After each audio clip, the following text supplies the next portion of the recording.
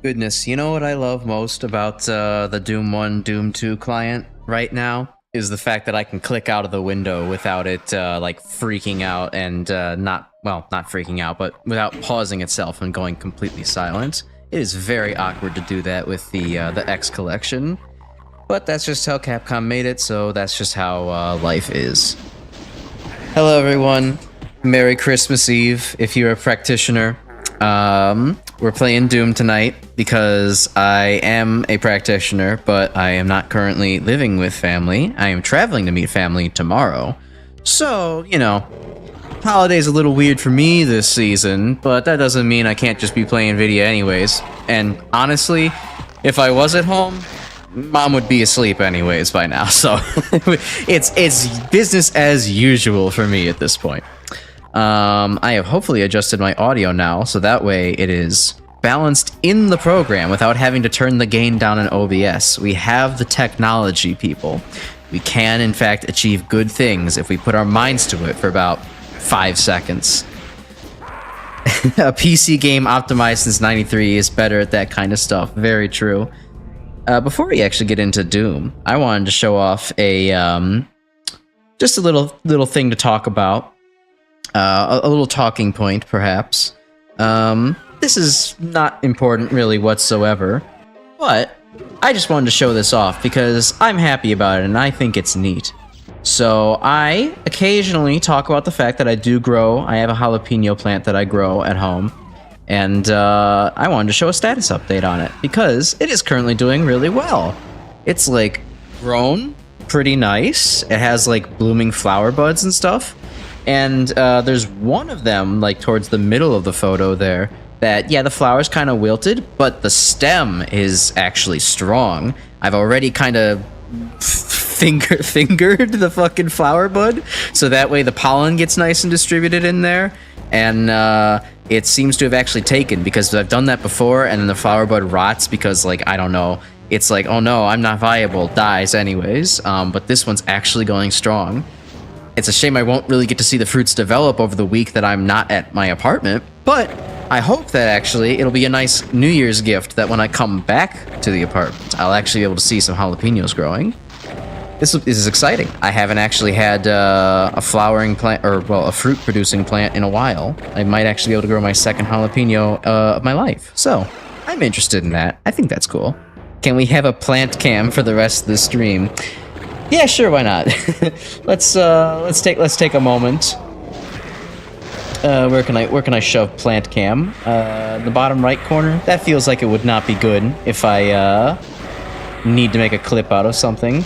Here, we could just cover the Doom brothers. We don't really need them. I'll just do that, and let's just get some text up saying live plant reaction. If I had the blank live reaction template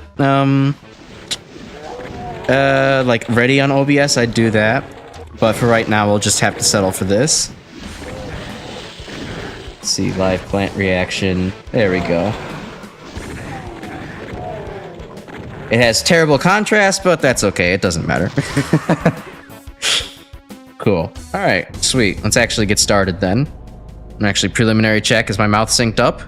Okay, it still is for the time being. All right, cool. Time for Doom 1's debatably worst episode quality-wise. Uh-oh. I enjoy it, though, even if just to speedrun it. It should probably be fine. It can't be that bad, right? Let's see. New game. There we go. Inferno. And then Ultraviolence. Okay, sweet. You're allowed to be a bit scuffed. I mean, technically, I'm allowed to be a bit scuffed whenever I like. It's part of the, Vtuber, the Vtuber aesthetic.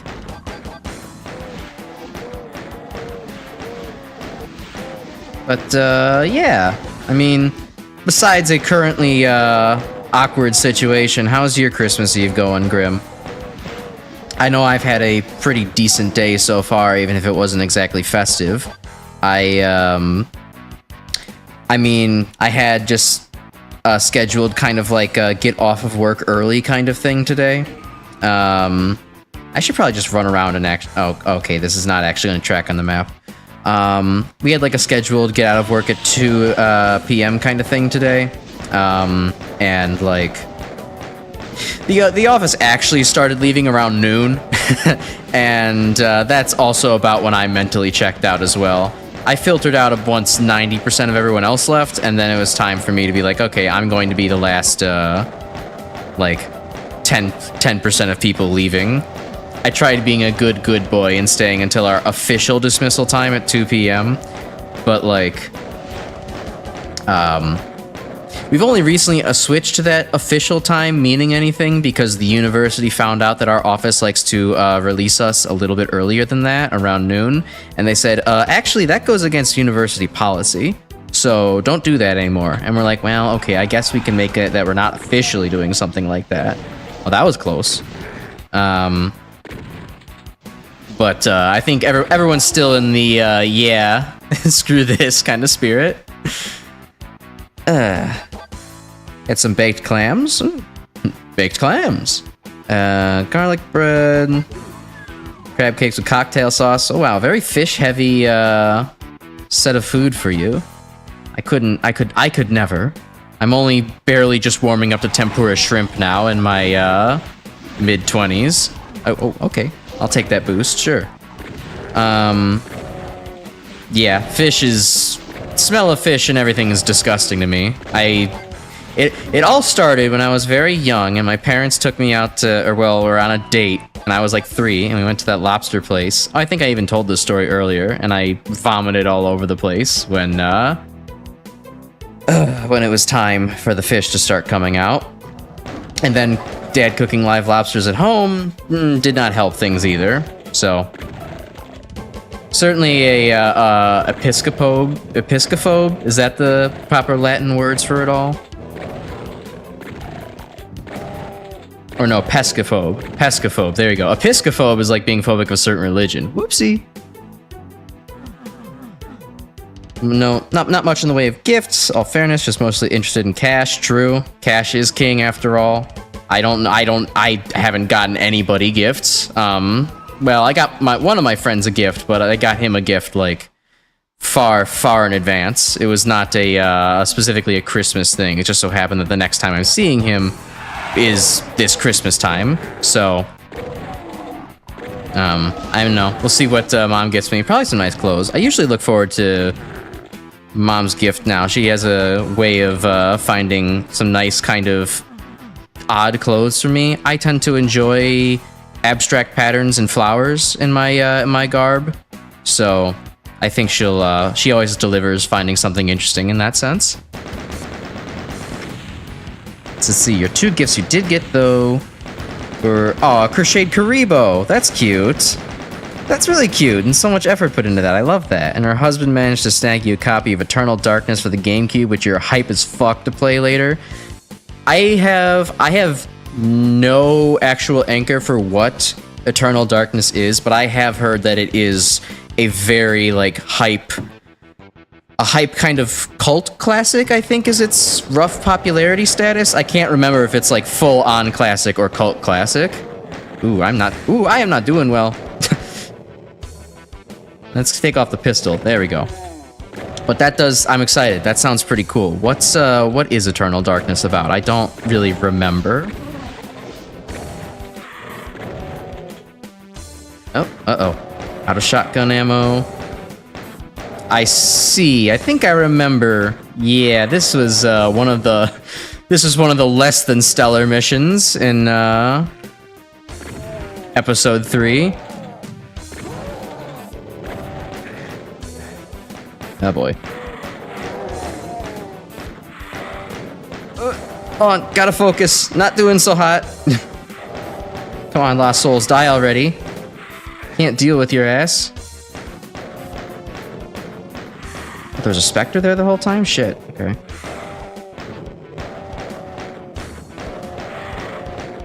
Yeah, the close quarters of this, this is a rough mission. No, I really only have the rocket launcher left then. And my fists. Okay. Well, time to fucking gamble. Alright. Well, let's hope we can scrounge up some ammo from somewhere. Right. Or Thief Joe Pesci.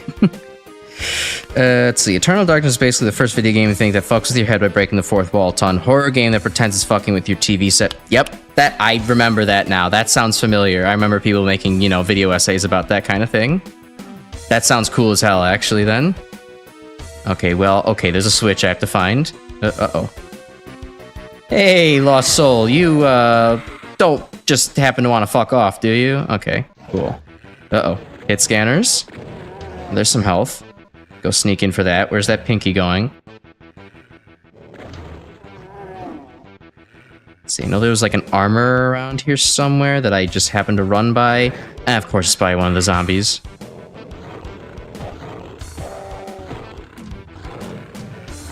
Uh-oh. I think I'm dead. Oh, no. think he had just low enough health. Alright, got me a shotgun. I could do this. Just trust me. Actually, I know I don't have Berserk, but I should just punch the Pinky to death. I do not have the ammo to be wasting on him. All the fucking obstacles do not help. Okay.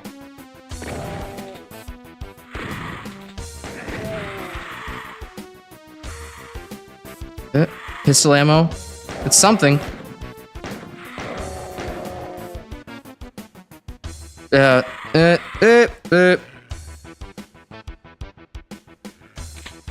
a shotgun. Fuck yeah. Okay, on some bullets. We could do something with this.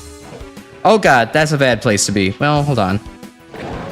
This could mean ammo if I just play it carefully.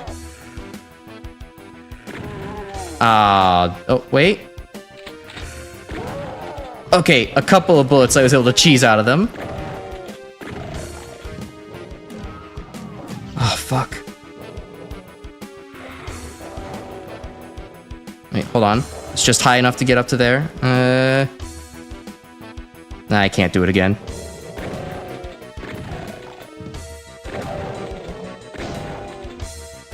And pistol. Oh, bad. Bad. This is not a good situation to be in.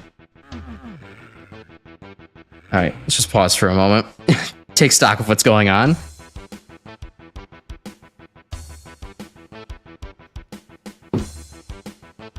Probably the first map that makes its secrets a bit more obtuse than any maps that came previous.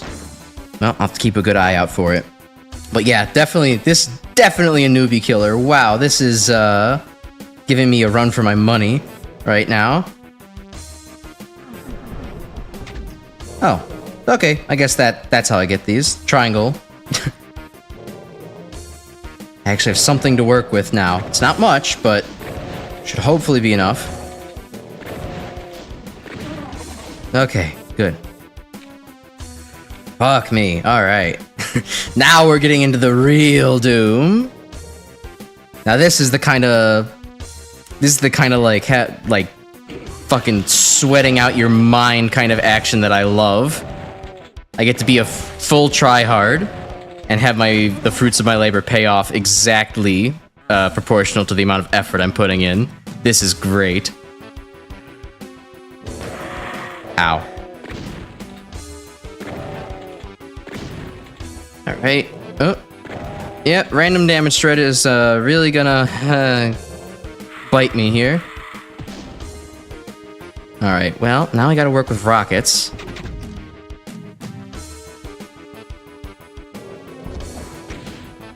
Alright. Probably a waste on a lost soul, but... well... fuck. Alright, well, we just load. Oh, I was back here? Shit, okay.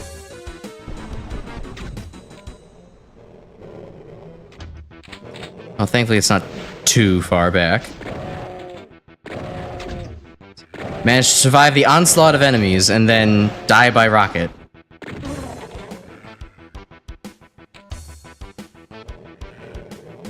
Okay. Get in here. Get my... kill this cacodemon. Get my shit and dip. Alright, there we go. What are you doing here?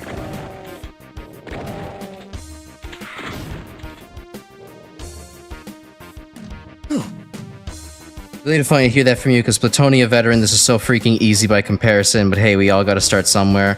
Yeah, I'm sure. But this, I mean, you know, this is good. This is where it's like actually finally the game is like making me sweat a little bit.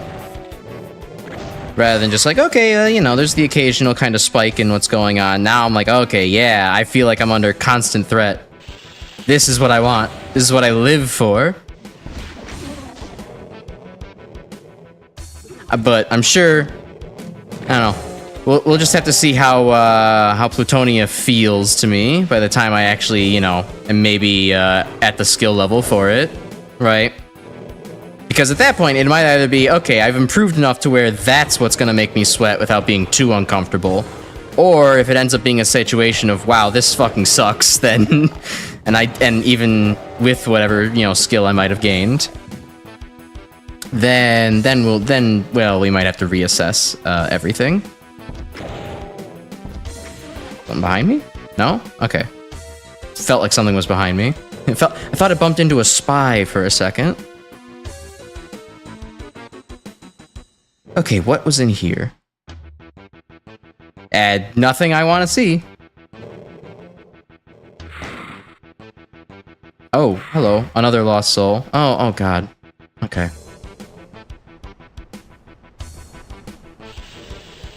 Alright. A little bit more ammo would be nice.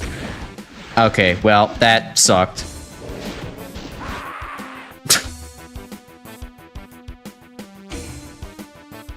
Spy mines in hell where they rightfully belong.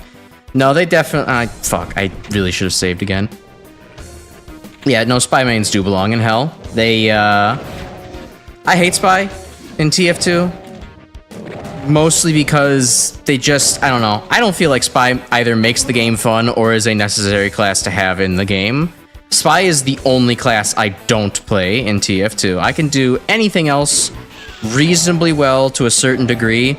I cannot play spy for the life of me. Subtlety and mind games are not something that I'm good at. I am very much a, I'm very much a blunt force object when it comes to, FPS games. And, to force me to play any differently is, not going to work out very well. And then plus, it's like, okay, I feel like any of his jobs can be done better by the other classes, like... destroying buildings done way better by Demo Man or Direct Hit Soldier. Like, sniping is best by just, like, playing well and getting behind the sniper. With, like, any other class. That's all you need to do. Alright, I am not in a fucking good position. Oh. Oh, looks like we're getting another death. Woohoo! Okay, somehow the pinkies didn't kill me. I guess it infought with the Cacodemon.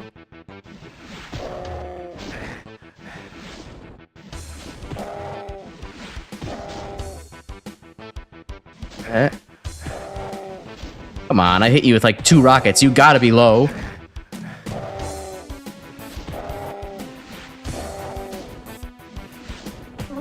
There you go. Okay. Let's take another new save after that. Extremely interesting. Yeah, we'll see. And we'll see how much skill I still have left. Spy is incredibly annoying to play against, and he is extremely underpowered. Yeah, I agree. Even without Dead Ringer strategies, it's just... it's just gross. Tryhardy class... I mean, honestly, every class in TF2 promotes tryhardism, and I don't necessarily oppose that. It makes it so that way anybody can, you know, pour their heart, love, and soul into any class and, you know, really get some good sweat in with it. But, yeah, no, Spy is easily just the most annoying for me to have to face, especially because it's always like, well, a lot of people, how they complain about Sniper nowadays, where it's just like, it's not fun, they just make it so that way I can't look past choke points, and this is the only FAR class in the game, and blah blah blah. It's just kind of like, okay, look, like, Spy makes you have to constantly turn around, like, that's not fun either. I guess it provides some, like, chaos that helps, you know, increase the chaos on TF2's battlefield, but, like, I can't. I just simply don't think that Sniper is as big of a problem as Spy. Spy is, like, the main thing that deters me from, like, playing heavy, because, like, I'm just way too easy to pick off then. And, I mean, I can play without being picked off sometimes, but it requires me to, like, just fucking be, like, constantly paranoid and, like, spend half of my time looking behind me, and I'm, like, way less effective as a result. It's just, I don't know, it's not as fun. I do have, like, a distinct memory once, though, of, like, I was playing on, I was playing on, Attack, Defend, Gorge, and, I was just having fun. I was, like, just Brass Beast heavying one day, on defense, and like I was seriously the fucking linchpin of the team. I was just sitting behind point with helping out my engineers with their sentries up, and like there was just like spy after here's like an Uber coming in, and like I had to just constantly switch between looking around with the beast. Oh, there's the berserk. That would have helped a while ago. To like actually shoot real people on the point, and then being like, okay, let me stop shooting them for for a quarter of a second just to assess my surroundings. Oh look, that's like a suspicious looking demo man walking up to me. Let me just go ahead and yep, that's a spy. Okay, that was a little scary seeing that many lost souls. You know, that kind of shit. Oh, hello. Two behind me, jerks. And yeah, it was frantic as all hell. And afterwards, like I had like there were like two people in chat being like, "Holy shit, Heavy, you just saved the entire team." I was like, "Hey, thanks." it was cool. All right, I don't have the fucking blue key on this this life. Is it back here? Oh, right, the Caco demons. Let me just squeeze by you guys. Just come back and deal with you later.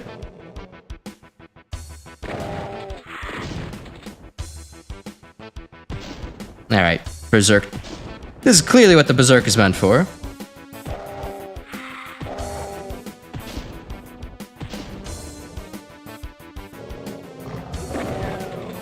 Oh, come on now.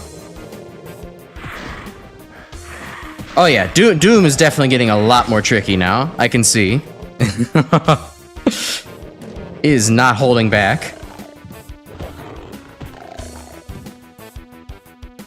I wonder which direction it wants me to go in. Which one it wants me to press. And how about the other one? Oh, a bunch of specters. Okay.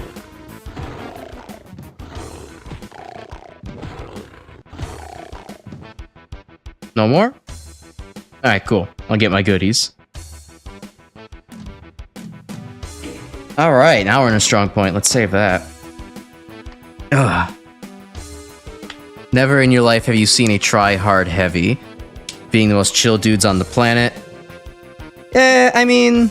See, the thing is that a try-hard heavy is, like, much less, like, distinct than, like, a non-try-hard heavy. Just speaking as somebody who's played the game for such a long time, it's like, there are definitely some try-hard heavy mains out there, but, like, it's usually not as obvious, because, like, they're not, like, flicking around as often as so many of the other try-hard classes. I mean... You know, there's toxic heavies, certainly. I mean, those are the ones who blame everything on their medic or, like, their pyro for, like, not spy checking behind them or something stupid like that. But, like, even the nice try-hard heavies, usually the only thing that, like, distinguishes them is that they know good spacing. They have a good, like, just game feel. They know when to go in and when to not. And then, like, you know, they have a good sense of like, okay, I need to like spy check every once in a while behind me, so that way like they can't just, you know, surprise me while I'm doing my actual heavy thing of pushing the card and, you know, gunning down soldiers and shit like that. Oh, those were the three Caco demons. They wandered over here. All right, cool. Yeah, tryhard heavies definitely exist. They're just not as like, you know. You don't have a fucking heavy rocket jumping across the entire map and effortlessly market gardening everybody. You don't have a pyro that never misses a reflect and constantly seems to always be there to destroy your sapper. Like, it's just not obvious on heavy. Just the slower nature of the class kind of brings that about. Hoping they give Heavy a minigun replacement that gives him backstab resistance, like he's forced to running shotgun but doesn't immediately die to spies and snipers. That could be fun. I mean, just for a Hoovy subclass, yeah. Oh, shaped like a hand. Good advice. What's over here? I didn't look at this corner yet. Alright, I just literally haven't filled that part in. Okay. Oh, hey, look, there's an arrow. Hey, that is a pretty cool... That's actually really cool as a secret. And now I finally have a plasma gun. Sweet. You want the chain gun? I would like a chain gun, yes. That does sound good.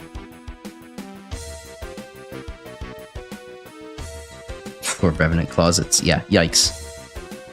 Let's see, there's a little hook here I haven't looked in.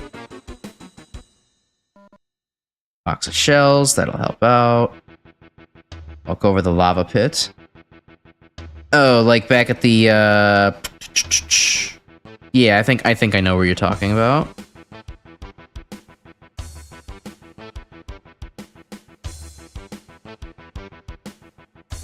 Ah, it's just a blood sacrifice. Okay. Didn't know what switch would actually trigger that, but that makes sense. It's easy enough. All right, now we're kitted out. Now we're good. All right, let's go back to where the blue key was needed. Oh, hello. I saw you there. We'll have to figure out what you do in a little bit.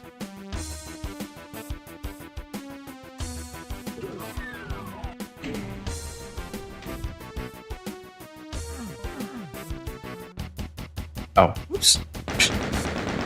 Didn't realize that was the end teleport. Oh well, I missed whatever those stairs were back there, but that's okay.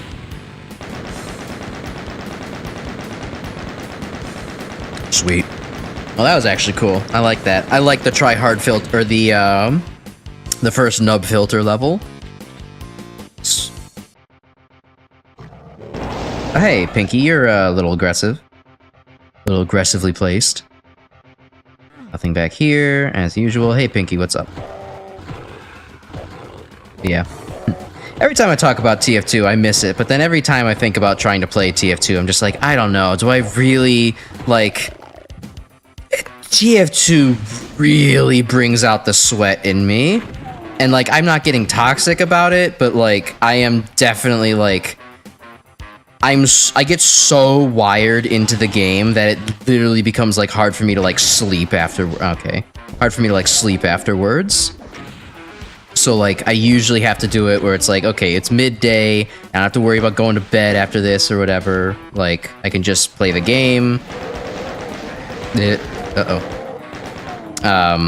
And then just have some cooldown time afterwards. And then plus it's one of those things too, like I sweat so badly at the game, I start getting worse the longer I play. The more I warm up, the more I'm like, the more the adrenaline takes over and the less logic is actually able to come out of my brain.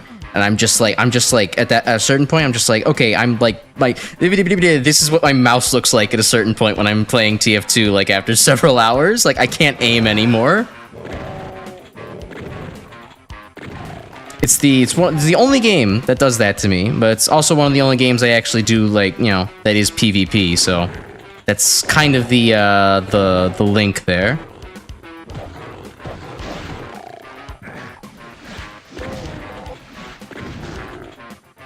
Alright, what's in here? Another imp, get out of the way. Alright, cool. Weird fleshy pink room. You love it. Ah, one of you assholes. Do I have any rockets? Yes, I do.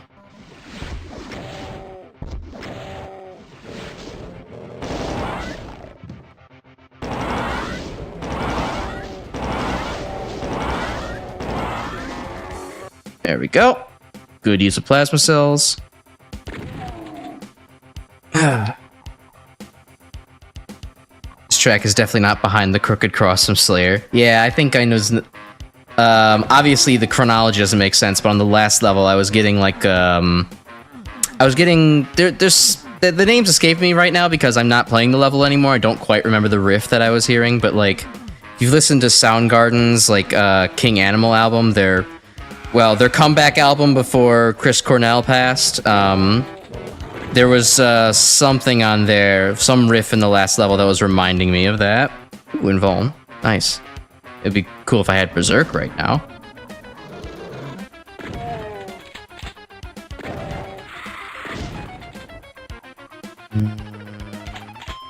Ooh, BFG. Nice. Our first taste at that. Of course, I can't see in high contrast black and white mode. So that wasn't... Let me actually explore that place now that I can see a few feet ahead of me. Oh, well... maybe not the best idea anymore. What was that noise? Turning into a Bethesda guard? Oh, that was an imp over there. I see. Cool. Alright. You had to stop playing multiplayer FPSs as well. The only one you still enjoy playing, no one else plays, is Doom 2016. Ah, I see. Yeah. Yeah, the adrenaline just cooks some people. Some people get hooked to it. For me, it's like, okay, I don't necessarily love this feeling. It's kind of cool to have that kind of gamer's high for a little bit, but after a little bit, it's just like, I have better things to be spending my heart muscles on. Still, it's fun every once in a while. But I do just generally prefer a single-player experience. It's just a lot more laid back. I get to fuck around and do what I want. I don't have to worry about other expectations, that kind of thing. It's nice. Oh, hey, you didn't like me messing with that. Wrong button. Come on, Baron of Hell. There you are. You don't quite get the BFG treatment. There's only one of yous.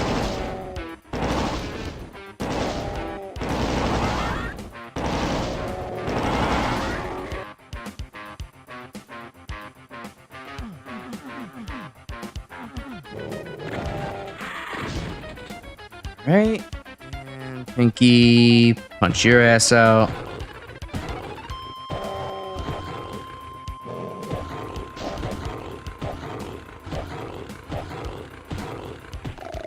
I already have the rhythm for punching Pinkies down. What an awesome game. This is... I meant that sincerely. I don't know why it came out sarcastically. I don't know. It's cool. I like it.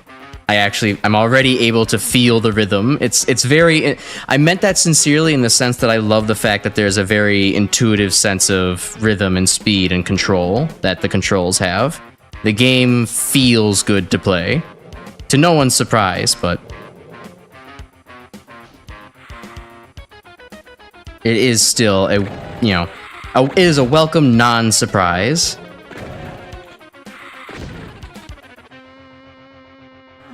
Nothing there. Okay, this is just the nuclear tar pit. Oh, wait, there's something around the corner here.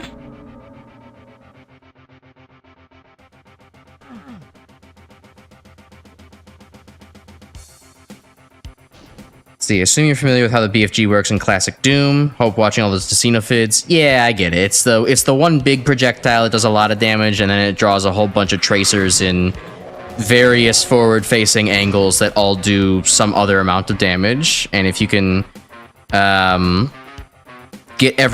if you can shotgun it, you're gonna absolutely shred somebody. But even if you don't shotgun it, you're gonna like get good crowd control. So, yeah, I understand the basics of Doom BFG. Okay, that was weird. My control kind of lagged out there for a second. Uh-oh. Don't know how I managed to slip past them.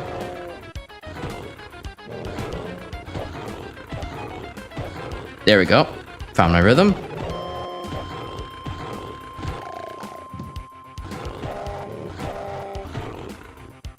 One and two and three and four and one and two and three and four and one and two and three and four and two. There we go.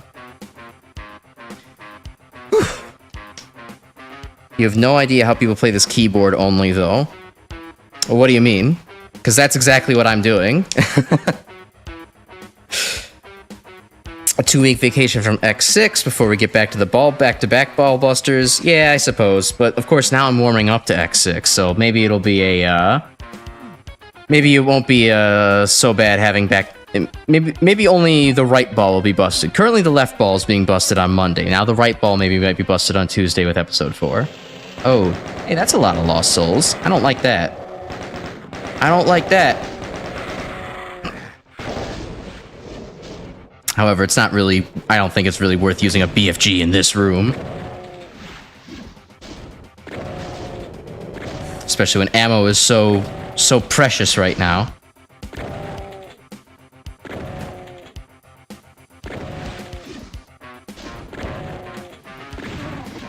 Here we go. Hey, that's the berserk I've been looking for.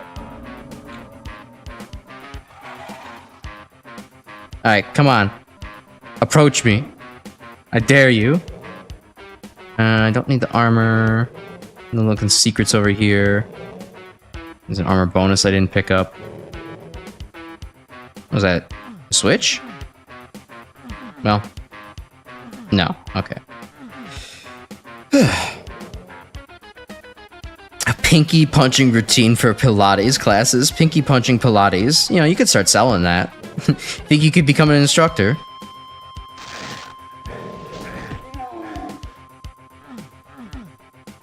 Oh, you aren't using my... Oh, okay, that's what you mean. Yeah, no. That would be... Oh, that would be horrendous. No, I do not envy the people who were not using... didn't have mice to play this game. I could not imagine playing an FPS keyboard... completely just keyboard, no mouse. That would be... Oh my god, I can't imagine. Because then you'd have to, like, strafe and aim with, like, the other hand. Like, I could get, like, another hand and which ones to use, but, like, oh no. That's too much of a pain in the ass. That is the I'm knitting a sweater experience on keyboard. And requires you to have a very good sense of moving your hands independently of each other. Something that musicians probably have a good grasp on. Something that I certainly would not have a good grasp on at all. Alright, let's see here. So that's where I spawned in, nothing there. Oh, that's some bullets. I like bullets. That's some shotgun shells. I love shotgun shells. Even more than bullets, one might say. Okay, so I guess, well, let's take the big obvious central staircase that I have neglected this whole time.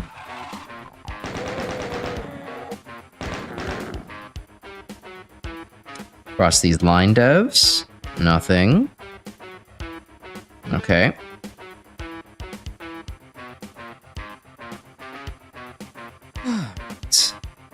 Where to go next? I guess let's get the bonuses not off that way. Can't do that yet. And, well, we'll hit this switch.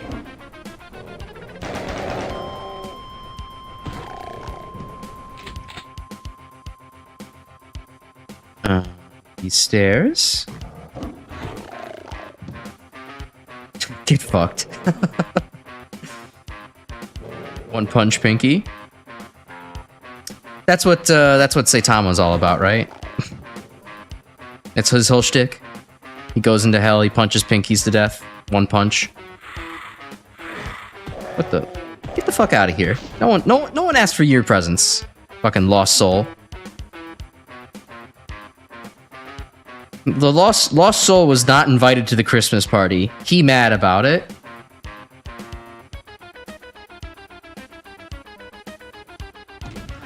That's actually a good point. Or that, well, I wouldn't say it's a good point or maybe a good question, but it is an interesting one. Which Doom monster would you be most likely to invite over for a Christmas get together? Why do I always do that? Because at least one of them's got to be like, you know, good for stories, good for a pint, something like that. This time I could one-tap a Cyber Demon's bloodline. True. Okay, just one of those elevators is not going to come back down, huh? All right.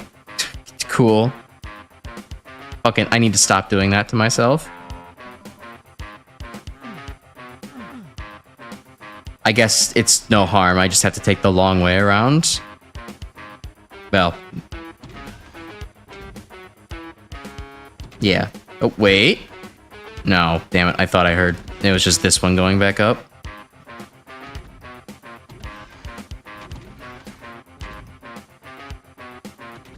Oh no, this went back down? What the fuck? Okay, whatever.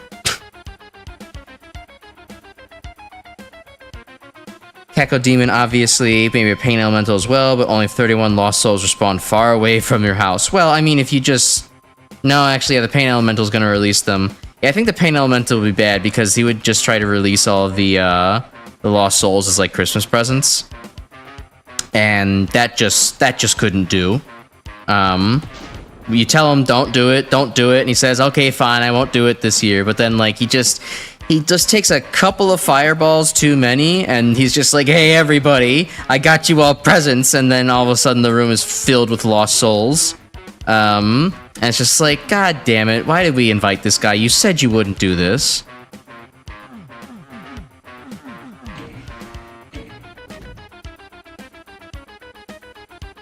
If 31 lost souls spawn far away from your house, the pain animal can't spawn anymore. Yeah, that's true. I suppose that would be its limitation. You could ensure you wouldn't have to rely on the honor system that way. Oh, that's just a button. Okay, that's all that was on the wall. Okay, where to next? Let's see, those are the poison rooms on the lower left over there, so there's nothing to investigate that way. Oh, I did get the blue key card, so... yeah, this would be a good direction to head in.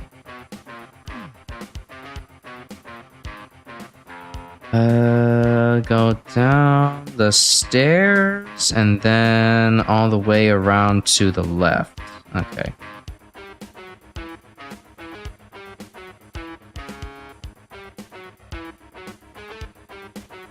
This way? Yes.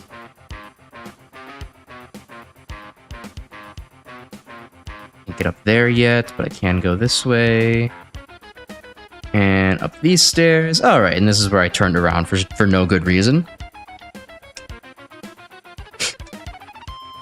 On too late of an engine, then yeah. Then I guess you'd be kind of screwed on the pain elemental front. Yeah, I was just about to think about Pinkies. Pinkies definitely just seem like your, I get just your average Englishman vibes from that. They just want to go to a pub, they want to throw back a pint, they might want to complain about, maybe a Pinky will complain about politics, but not in like a super toxic way, just maybe kind of like a, you know, them chaps in the government really ain't doing them blokes in the government really ain't doing their jobs, and that kind of thing. That's not gonna get too specific, not gonna get like hateful, just maybe, you know, the odd comment about like how, you know, taxes should be lower kind of thing. Otherwise, I think Pinkies would absolutely be a fine choice to pull into a party. All right, let's see. Something else obvious I missed here on the map. Right. Step this way. Just heard something lower. Well, anyways. Yeah, nothing else super obvious, so I'll just not belabor the point and just exit. Oh, God, hello. Where the hell did you come from?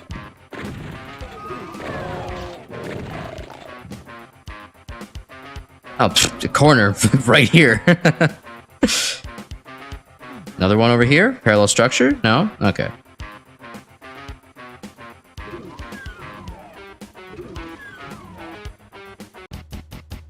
Spectres would then kind of be, I don't know.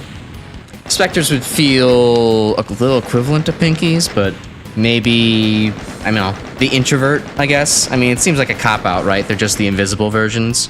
But, you know, they're just the ones kind of chilling in the corner, hiding, not really making too much talk. I gotta stop taking a drink while the screen melts.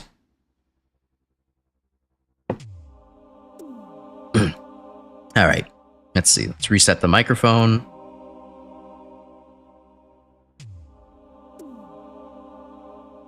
Yeah, just antisocial Pinkies. It totally makes sense. Yeah, Nightmare Pinkies have too much energy. They kind of, their blood sugar kind of spikes, and they just kind of go hyper. It's another reason you probably just shouldn't let the Pinkies at too many of the Christmas cookies. Although I would say, I think the Pinkies, they might be messy eaters. So, like, you know, they're gonna enjoy your food, whatever you make, but it is gonna be about 30% of it is probably going to land on the floor around the dinner table. So like, you're gonna have that to contend with. And it's maybe not the worst thing in the world, but it is a consideration. We've already gone over how Lost Souls just would not be fun at a party. They're just going to literally crash everything. They're gonna ruin it. What other enemies we got? I mean, zombies of both the shotgun and pistol variety. I mean, I don't exactly want zombies at my house. Sorry if that's a little bit offensive to the zombie population, my zombie viewers out there, but I don't really want a zombie inside of my house, especially if they're, you know, threatening me with firearms the whole time. Maybe they can check their guns at the door, and that'd be okay. But, maybe if they were at least like chill about not, you know, eating people, they don't need that. You know, they're beyond that kind of sci-fi trope. Then, you know, I think maybe we could work something out. They seem like they'd just be kind of your average guest. Nobody really special. The black-shirted zombies would probably be into good metal music, though, so you could talk to them about that. They'd be all right to have around.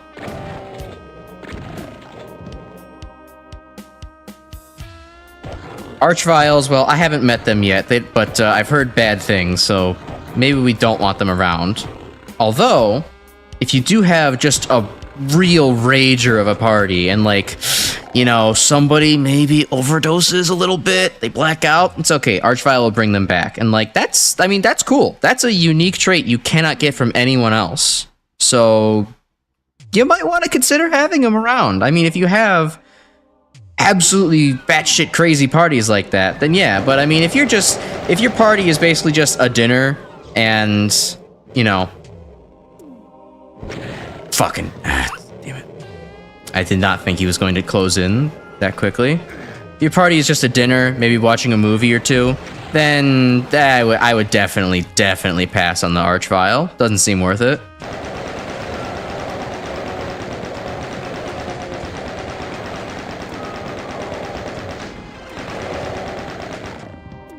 All right, any more of yous? No? All right, good. Chain gunners could wreck your furniture. Yeah, they might not be able to put down their chain gun. They're a little bit too attached to it. They probably have like a Heavy and Sasha level love for their chain gun. If you don't, I have eye contact with the Archviles. They're okay. That could be all right. Oh yeah, the Mancubi will absolutely devour whatever you give them. If you want good dinner guests, then they're definitely the people for you.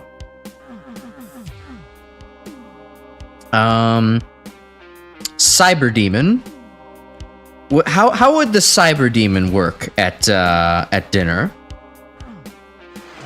Because I mean,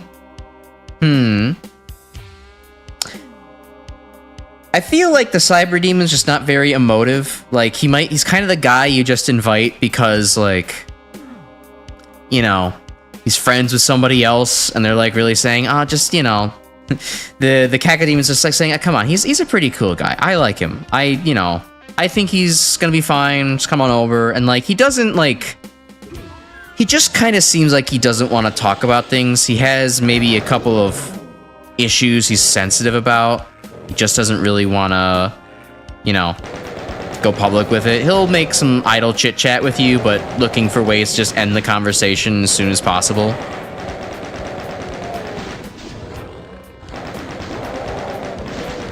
Oh wait, let him infight? Yeah, come on, take down the Cacodemon for me. Not you. Alright, good enough. Come on again, I dare you. There we go. Also, yes, the fucking, isn't it John Romero's arm texture? Maybe it's somebody else's arm texture. I know this is somebody's arm hair. Oh, well, that sucks. I don't think there's any way to get out of that if I, well, Well, hold on. I have the power of save states. Why don't I just see for myself? No? Not gonna rise? I'm just gonna die down here? That's fun.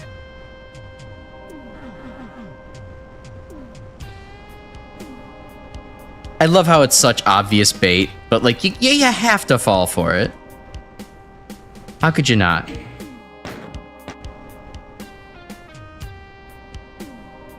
Dude is too tall to fit in your house. I mean, the Mancubus is also really tall too, you know? If we're going like on, if we're going on like actually caring about size basis, then, you know, it's gonna be hard to fit a lot of these people in your house. I don't think we can consider size and make this a fair assessment.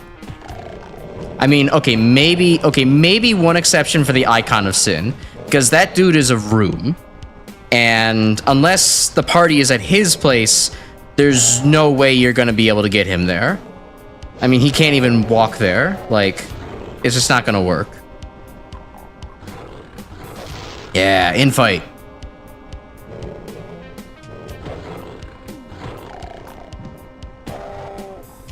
Come on.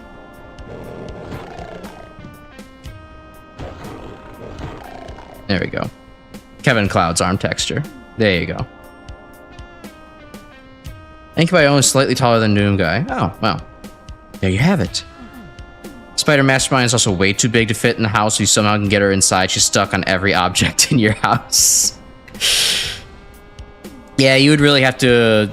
you'd have to really mess up the feng shui in your house to actually accommodate her. But I feel like the Spider Mastermind, she would have some like sick technology on her. Like she could be like the HD 4K DVD player, or maybe even have like she has a built-in projector probably, and would be more than happy to like let you use it. And like just kind of, you know, be the presentation life of the party, provided she gets to pick one movie and that somebody else wrangles her children. I think that's a fair trade, and yeah, I would do that. Okay, I need to pull out the shotgun more. There's a bunch of shells on the ground to use.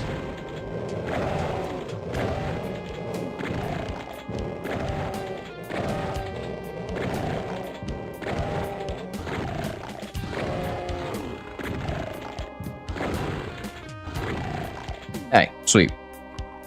Bro's only having a Spider Mastermind over for a Christmas dinner if you're hosting it in an empty warehouse. I mean, maybe not a bad place to go.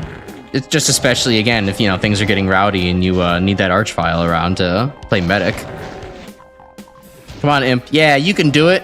Take on the Cacodemon. Nothing will possibly go wrong for you.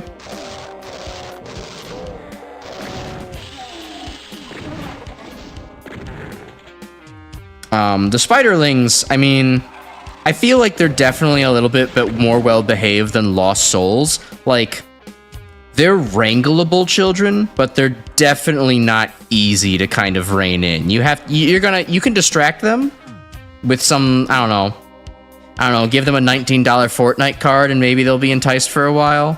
But, you know, they're gonna be a hassle. But they're not going to be impossible to have at the house. You could do it if you really want to have Spider Mastermind over. Alright, hi Cacodemon. You're in a mean position. But that's alright. It's a good surprise.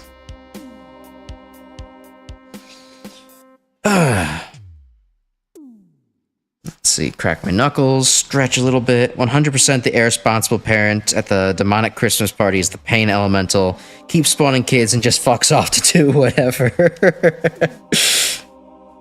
Yeah, I feel like at the very least the Spider Mastermind would rein in her children, attempt to. She maybe has a couple of proven methods, but even, you know, at a certain point, she'll have too many plates to spin and just they'll kind of get out of control and you know, some responsible party will have to step in. The Mancubus will probably be able to lay down the law, or maybe the Cyber Demon as well. Oh, blue key card. Okay.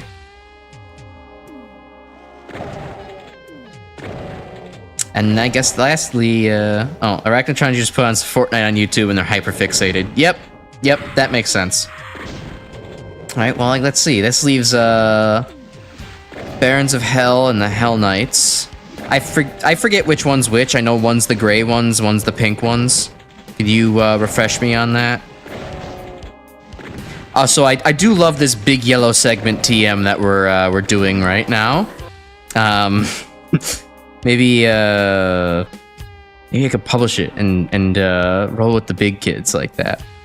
That would require a lot of sprite animation. Anyways. Barons are pink, the Hell Knights are the beige ones. Gotcha.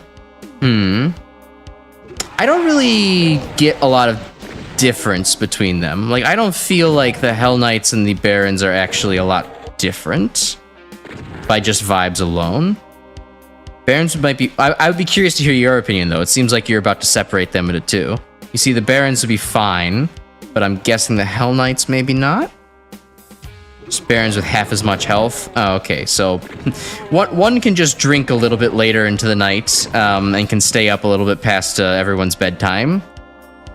But otherwise, they're very similar.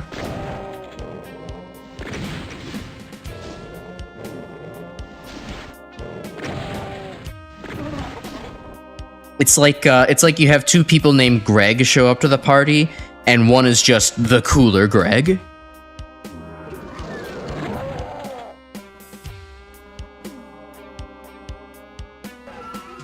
You don't see me. Oh god, you see me.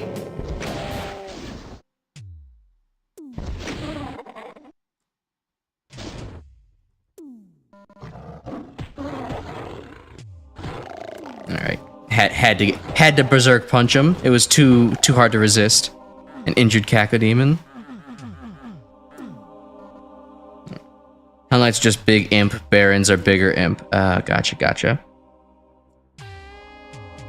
And then the imps. I think that might be the only one we haven't talked about yet.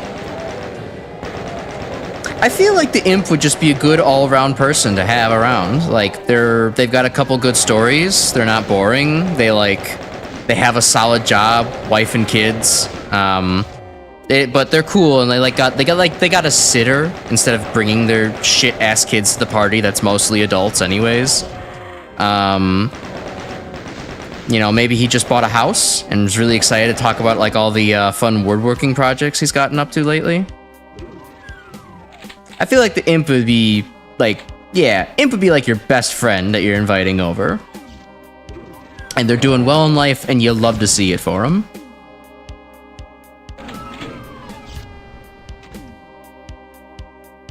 Hopefully that door, yeah, okay.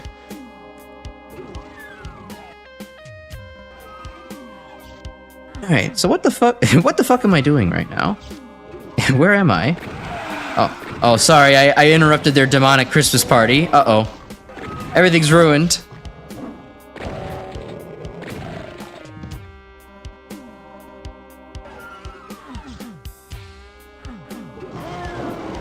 Okay. Bad place. Come on, plasma, yep.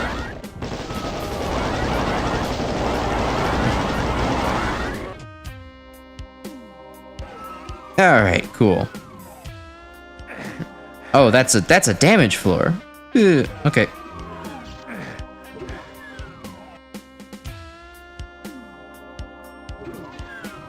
Alright, sweet.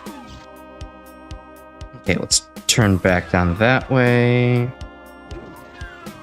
And go back up north again. And Mind Dev. Oh, pinkies. Shit.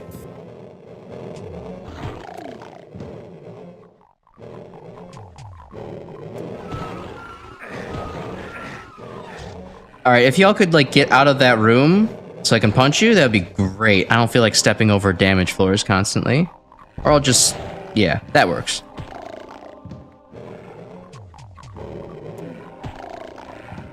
Alright, anything in here, guys?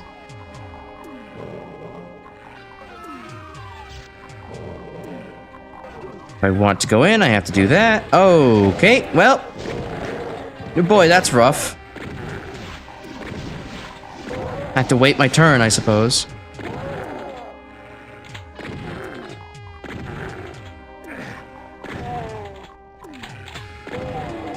Anything else in here but a monster zoo? I guess in hindsight, that probably would have been a great time for BFG usage, but... oh well. We'll have plenty of opportunities later, I'm sure.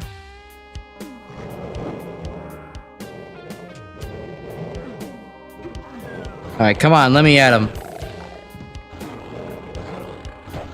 I get the feeling the monster opened that door. It was not me.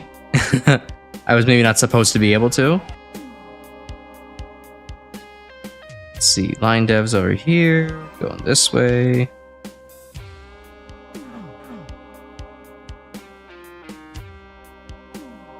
No, nothing. Can't do that yet. Alright.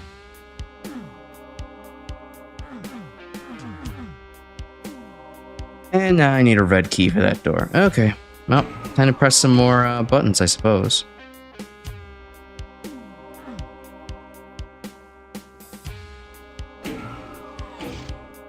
It's clearly doing something over there.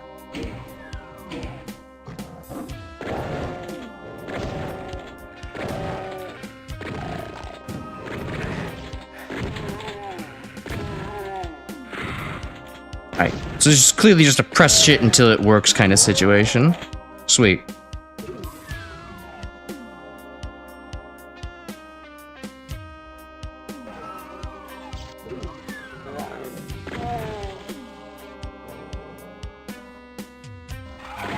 Around door number 2 is an imp. Around door number 3 is a lost soul.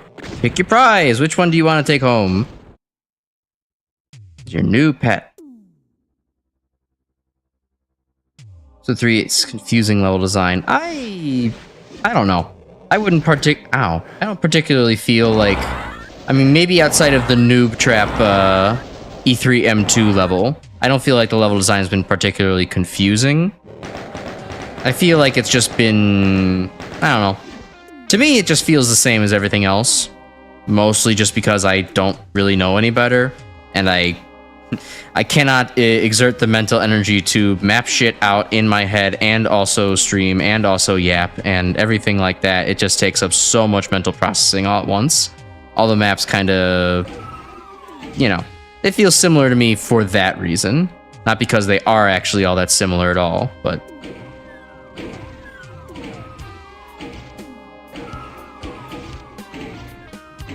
Alright, well, I'm sure there's some combination of these that leads to a secret. But, whatever. We have the way forward. Oh, hell, I closed the way forward.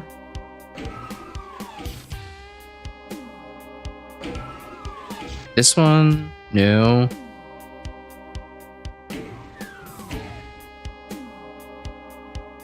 Let me open this, and that was the yellow key. So now I gotta go back and probably, like, press this or something. One of these opened this door.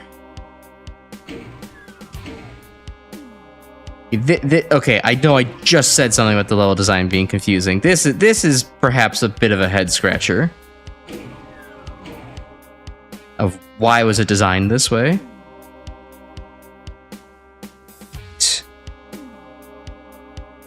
Not many people enjoy playing the Hell Cathedral. Well, we'll see how it is when we get there.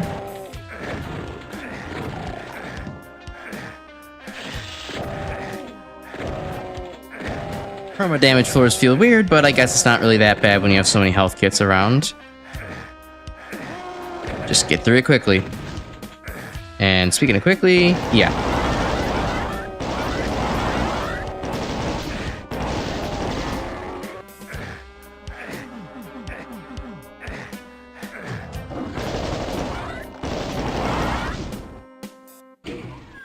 Alright, pull that lever. Pull the lever, Kronk.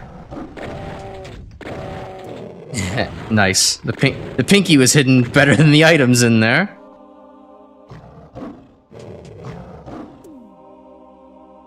Okay. More from down there. Stretch. There we go.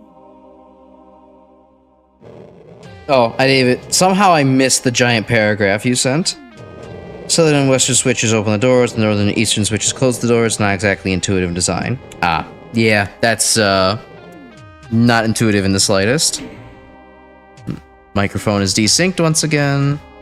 Man, I wish this would just permanently work. Oh well.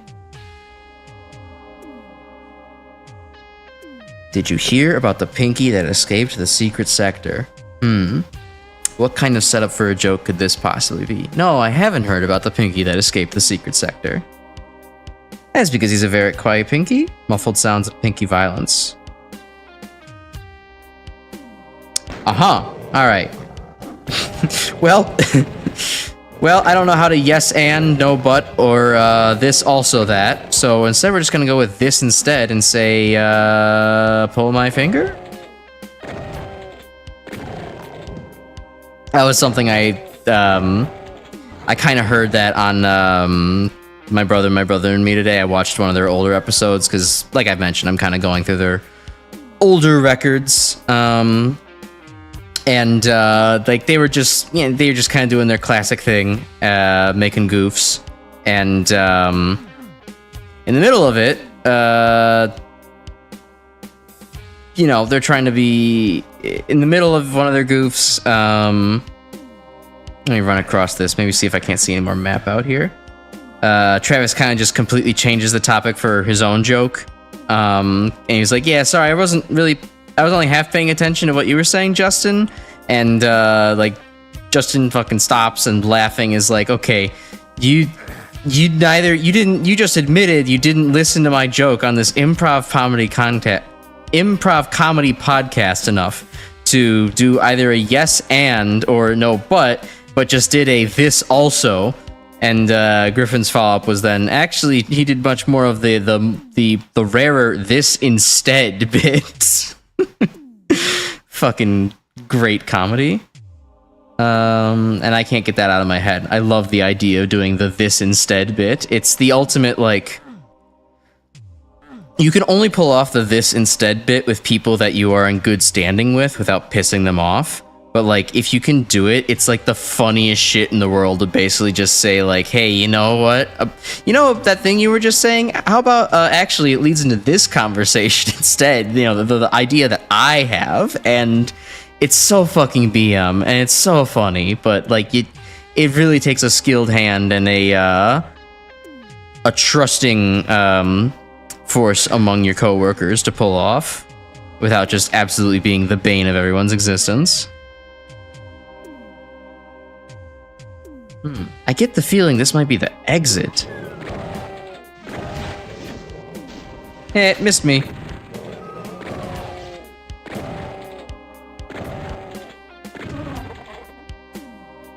There we go.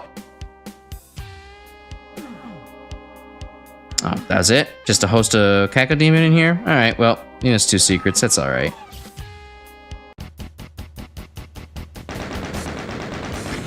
And not appreciating your paraphrase joke from the best gorilla joke of 1890. Yeah, I have no idea what the hell you were referencing there. It's completely beyond me. Oh wait, it's just that he was quiet. That's why you didn't hear about him. Okay. Anyways. Two-sentence horror post that mentioned the creature. The nightmare.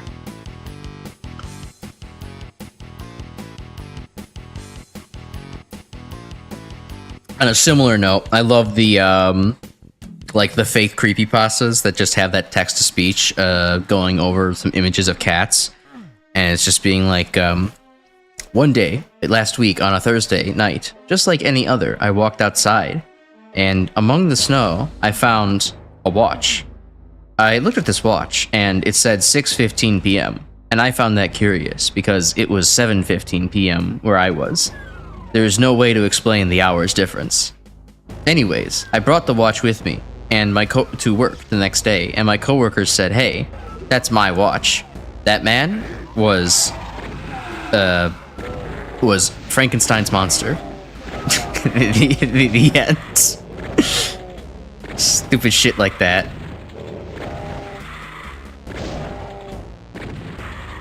Nope.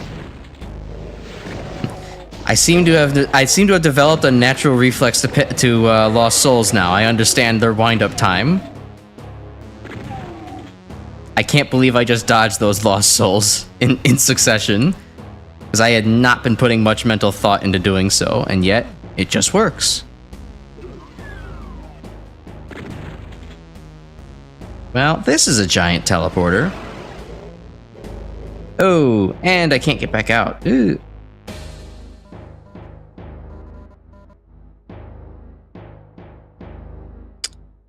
Okay, now I'm ready to face you. Come on.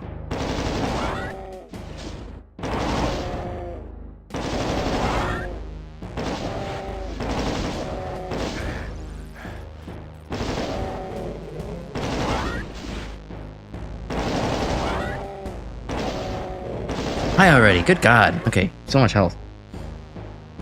Example, I love going to IHOP for the all-you-can-eat breakfast. My creature enjoys the cinnamon pancakes. My cousin looks horrified whenever I come to visit. Could be due to the creature I got recently? That's pretty good. You could just insert the creature into basically anything at that point. Alright, well that's demon language up there.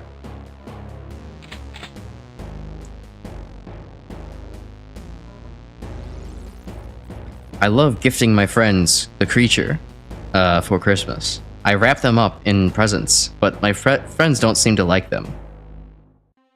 I was going to say another sentence, but then that would be a 3-sentence horror. So, oops. Crash can't count. We know this by now.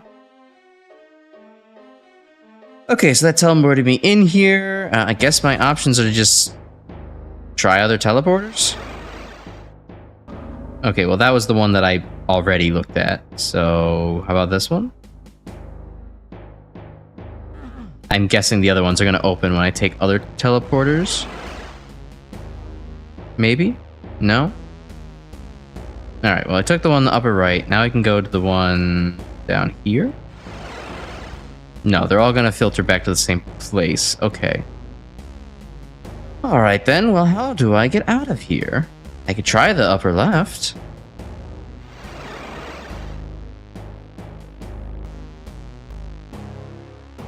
Hurt you!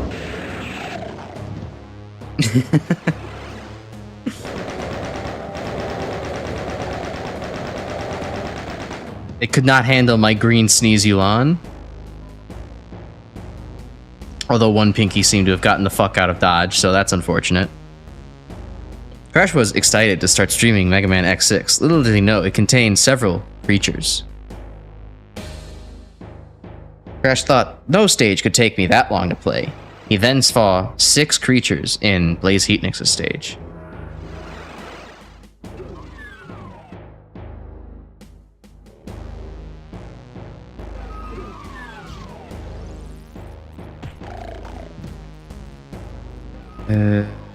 Yeah? Okay.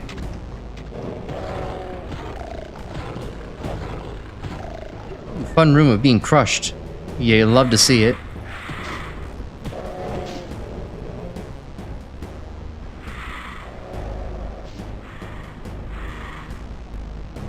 Now, if only these crushers had JPEGs of anime thighs on them, people would be throwing themselves into these crushers. You wouldn't even have to... The demons wouldn't even have to round people up for their sacrifices.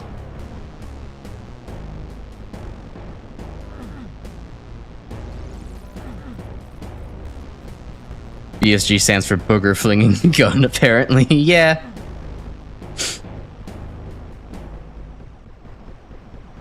Did you, you familiar with a, God... It reminds me of a Sega game that I played a lot when I was a kid on the Genesis. This would be a... Ooh, wow, definitely something to revisit one day. And have, like, both an extreme blast from the past while also being a completely new experience, because I only ever beat, like, one level as a kid. But Booger Man, a pick and flick adventure for the Genesis. It's not I don't remember it being a particularly good. Yeah, we talking about Booger Man? Yeah, I don't remember it being a particularly good game, but that's also because I was 6 and had like no fine motor skills whatsoever to me. I would be hella interested in actually going back and seeing if there's anything redeeming about that game whatsoever. I will say it had a. For how gross it was, it did have very, very good graphics for the Genesis. Like, you could tell the sprite work was done with lots and lots of love and care. It was very fluid animations. Like, they did a damn good job with a silly little game like that. I'll ignore that teleporter for now. We can come back to it later. Favorite guest fighter in Clay Fighter 63 and a third. Huh. Did not know that there was another game where he made a cameo in. I'm not caught up on the Booger Man lore. I just know that my parents basically made fun of me for, and they called me Booger Man occasionally as a child because guess what I did? Picked my nose a lot, ate my boogers. As every child does.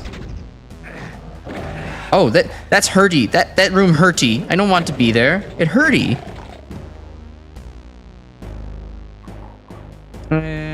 Come back to that maybe, perhaps, one day. Okay, that seems like a one-way. I don't want to quite leave. Alright, yeah, fine. We'll wander through the hurdy room.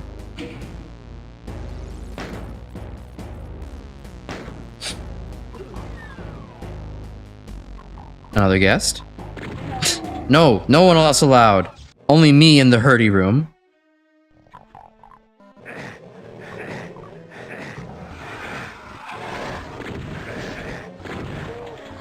Come on, let's get the kills real quick. No, I don't have to, but feel like I might as well. I am here.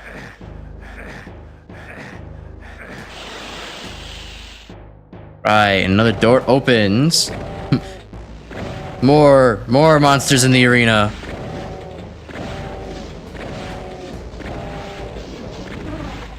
Might be time to pull out the chain gun. I know I got a lot of bullets. Now, hold on. Pinky punching first. God, I love how the chain gun just shuts down a Cacodemon. I know that doesn't translate to nightmare difficulty, which is one thing that's like a total shame, but like, it's so fun. Just like, yeah, you can't do anything against against just the onslaught of bullets I can unleash at you. Oh, well, okay. Some pinkies are off on an adventure.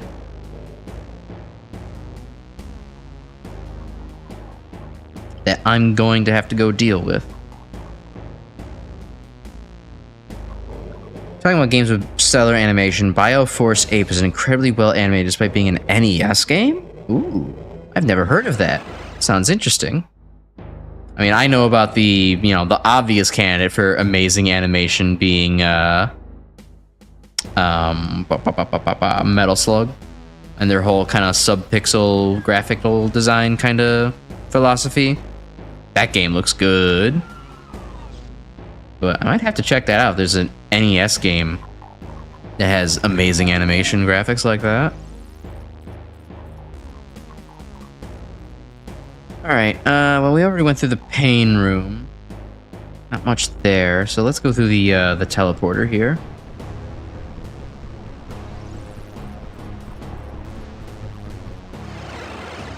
Oh, and that just brings me back here. Alright, well, that's a little anticlimactic. A little disappointing.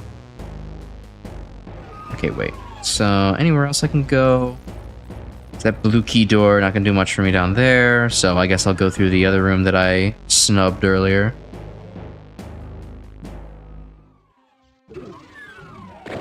Oh, hello. What are you doing here?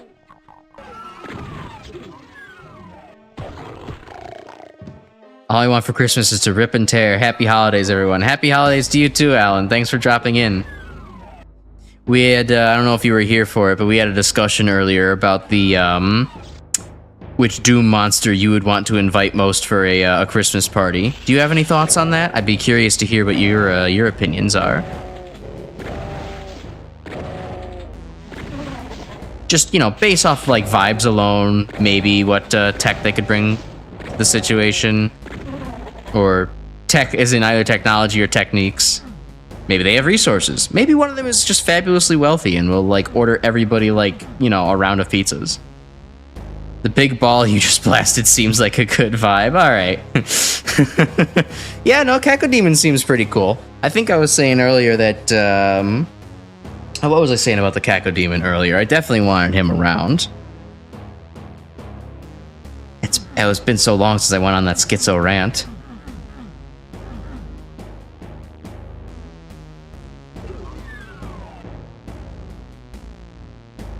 You're right, Cacos are great guests. Alright. I guess you were right. I can't even remember what my opinion was. I improv'd it such on the fly. Oh, uh-oh. Bad space. Bad touch. Bad touch.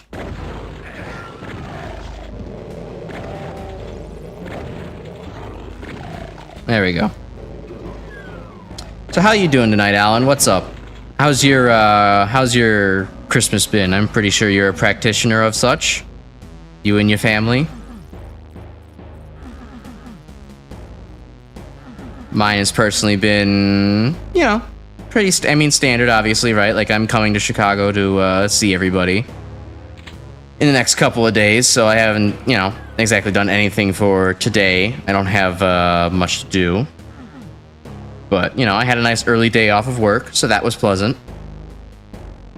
Some Christmas cleaning. All right, you know, it's in order. I have to clean my place too before I head out. Not too much, but you know, enough so there's not like dishes rotting, you know, while I'm away. Shit like that. You also see in the bottom half of the screen down there, I have my plants are growing, so that's made me happy. I might actually have some cool fruiting bodies by the time I get back.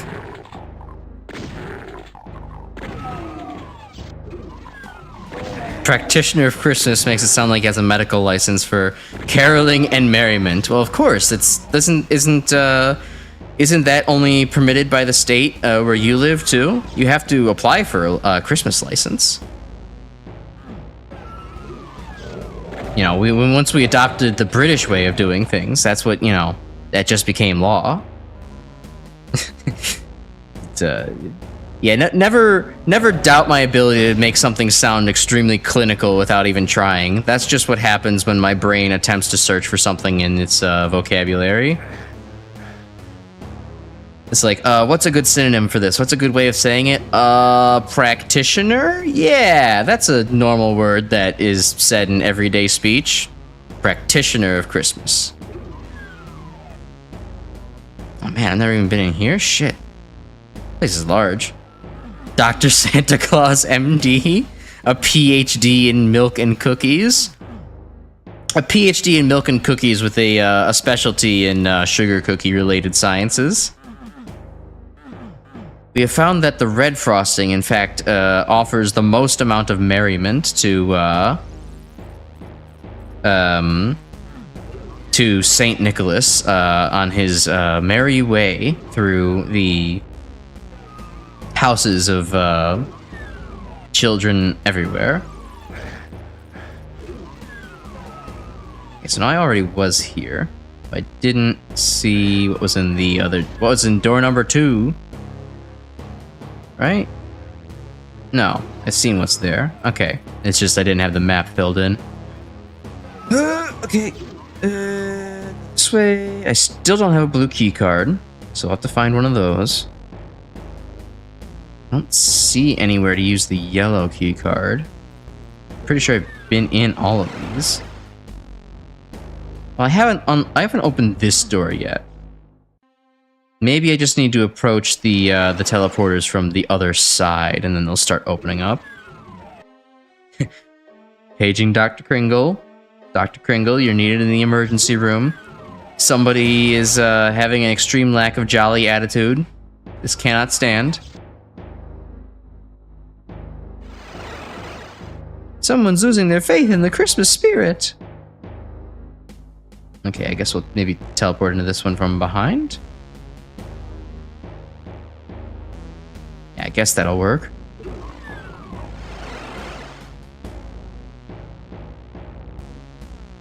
I might take a hint with for this one, Grim, on how to move forward, because I'm a little out of ideas right now. Currently, I'm just going to throw myself into the each teleport until I find a winner.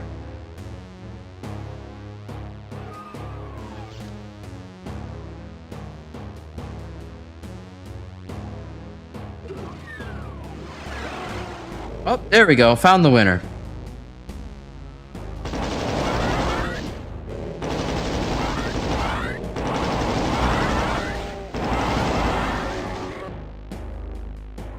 Rushers, you have switches to the lower blue key. Oh, okay. I must have just forgotten about that room pretty much. I'll save the invincibility. I don't need that for right now. But I was at least right on how to open more of these doors, though. So I'll just swing around to the one on the very bottom before I do anything else. Get that final door open.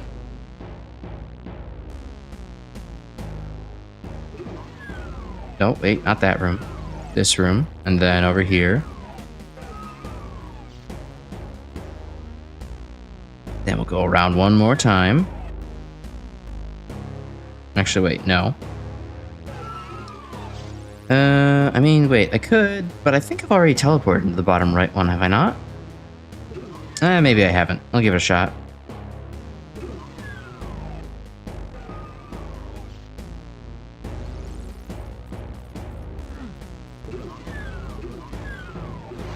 There we go. Of course I wouldn't have taken the first teleporter that was available to me. That made sense in my mind. It'd be expected.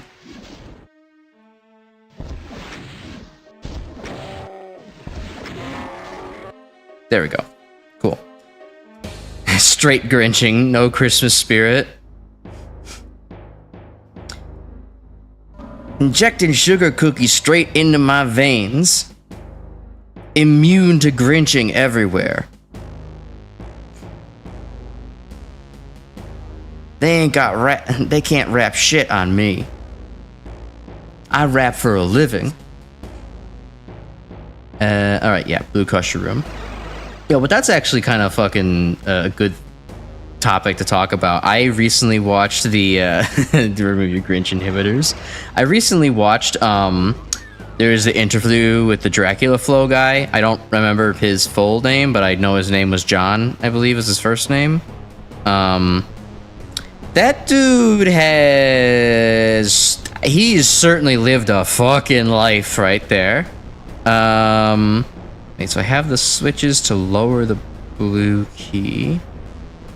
Play the 1, the 2, the 3. Oh, I already pressed them. Good. That's what those were for. John Dracula Hobbs. Yeah, just like the guy who runs Nintendo. No, like that guy is, he has, let's see,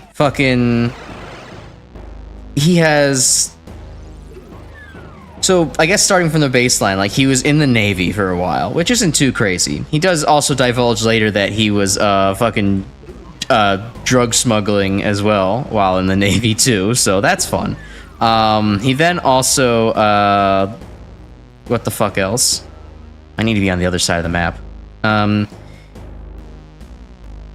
Let's see. He also, once he got out of the Navy, he went around doing telemarketing shit for a while.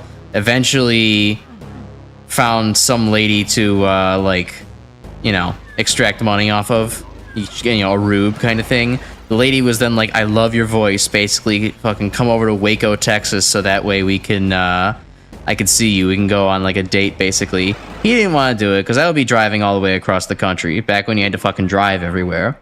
But he did it because his employer was like, "Yeah, well, you can at least scam her out of some more fucking money. Go do that." He was like, "Yeah, okay, fine." He was able to be convinced. They basically went out on a date, and he specifically mentioned this, saying, quote, she was like a Southern Baptist type, so she was like adamantly being like, "Yeah, like, I'm a Southern Baptist, so like we're not gonna have sex. This is just for a date. I'm just interested in seeing you. And she's like, yeah, okay, whatever. He says, quote, 3 hours later, we're fucking. So that's interesting. He then says because he's now in Waco and like is just kind of living life out there, abandoned his fucking job to be like, you know what, fuck it. This lady's got a lot of money. She's giving me credit cards and shit to, you know, just stick around and be around her in her socialite circle. He says now he's in Waco, Texas. He's interested in visiting, you know, the Branch Davidians where the incident TM happened. He wasn't actually involved in the Waco incident. He was like there like 7 months, or no, not 7 months, like a couple years after the incident TM happened. And he was just kind of looking around because he was like just kind of interested in what the fuck was happening, you know. He later reveals in the interview saying, you know, it was super interesting to me because I always wanted to be a cult leader, man. And well, and he got his fucking wish. So with the whole Dracula flow thing, hey, how the fuck do I get out? Okay, there we go. Oh, right, I can't. We'll figure something out.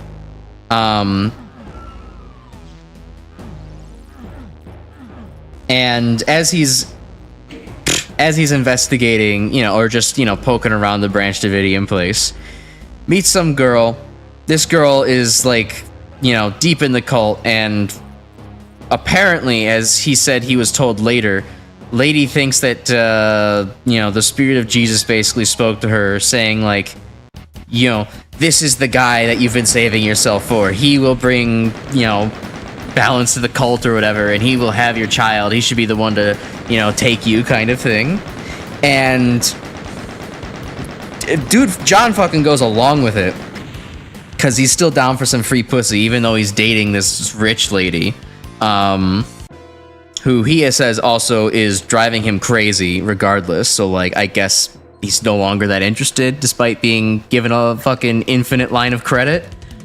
Which could be understandable, but also, like, dude, come on, break up already. Time for fire blue level. Alright. Whatever the hell that means. Carefully. Carefully. I couldn't resist. And then, hold on, let me drink some water. I'll remember the next detail.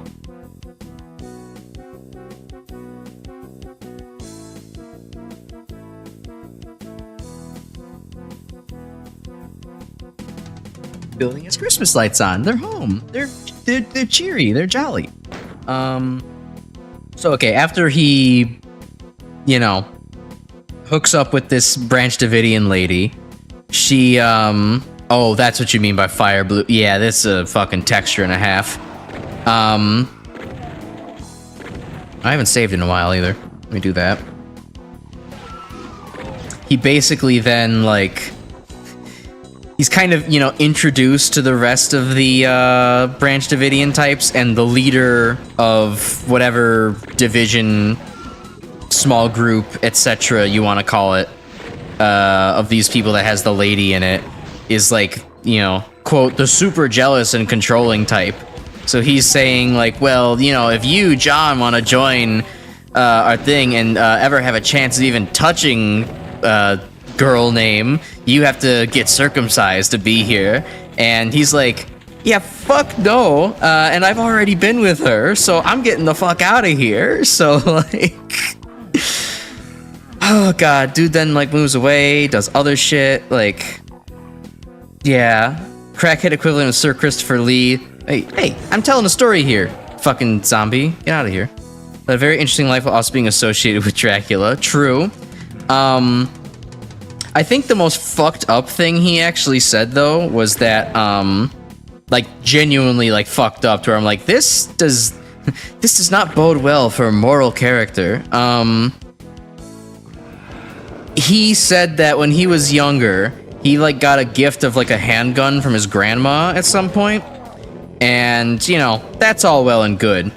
But what's fucked up is that, like, he said he was basically at home with his sisters one time, just kind of polishing the gun or whatever, and his sisters come in the room and basically, you know, start saying, oh, you're not supposed to have that, you know, you shouldn't have a gun around the house, kind of thing. Which, I mean, you know, house rules, shouldn't be doing that. Not a good idea regardless.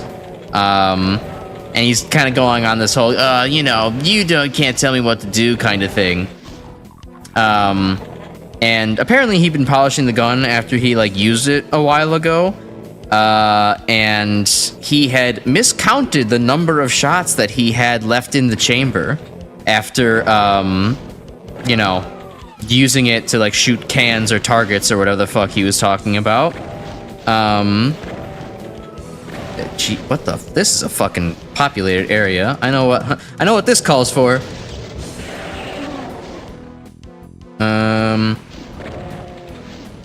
And as you could probably tell with the way I'm leading this sentence on, he's like, you know, mock threatening one of his sisters, quote unquote mock threatening, by pointing it at her and pulling the trigger. And it's fine for the first two of them. And then his other sister comes in the room and does the same thing. And he shoots her in the fucking leg, through the legs. He says, quote, apparently her labia got ripped up from it. And in classic fucking, like, 1940s guy style, he basically grabs his other uninjured sister and fucking intimidates her, gun to her, to say, like, look, we're calling the cops, or we're calling 911 to get her treated, and the story is that I was reaching up on the counter to try and get some, you know, some snacks when the gun accidentally fired off. I didn't do it, you know, that kind of thing, to basically say, I didn't do this, we're going with this story, so that way, you know, no one is told about it. And it's like, wow, that's more than just something you can brush off by being, you know, oh, you were a teenager and didn't know better. That's like, that's fucked. I didn't want to know about that. So yeah, interesting life. Man has certainly led the life to be able to spit such bars, but also, like, damn, I kind of don't want to know his exploits anymore. That's like a real fucked up story to just casually pass off like that. And there's some other weird shit, and as far as what he had said too in that interview, you know, if you want to look it up, then, you know, I'm not the guy to talk about the whole fucking hour-long interview, but yeah, no, that was a fucking shock to learn about. I was not ready to hear that much shit about John Dracula Flo, and to be have that kind of visceral reaction. Like, I thought, oh yeah, you know, a guy might have been a punk before and, like, whatever, but, like, oh, okay, shooting your one sister in the leg and then also trying to intimidate your other to pass it off as an accident. Oh, also you got, like, hardened to drugs and gotten, like, a cop chase? Okay, that was pretty cool, but still, like, the other thing? Yeah, fucked. Oh, God. Feels tangentially related to the Meat Canyon hunting dog story about his wheelchair-bound grandpa capping his beloved hunting dog in the head on purpose. Fucked. I've not heard of that, but that's, God, that's so brutal. Why would you do that to a poor little domesticated animal? I can barely stand the thought of euthanizing an animal when they, you know, are, like, 25 and have dog arthritis. Like, go out and cap them in the head to try to put them down is like, I can't. I'm a fragile city boy. I don't have a connection to my, to where meat comes from anymore, and I prefer not to think about it. Otherwise, I would have to become vegan, and God, that would make me unfun. And also give up on, like, all the literally tastiest food that I love. Alright, well, I guess the invol now would be a good time to just kind of run around and collect shit. Explore the lava before it runs out. Anything here? Oh, that's a blue key door. Couldn't tell. Uh-oh.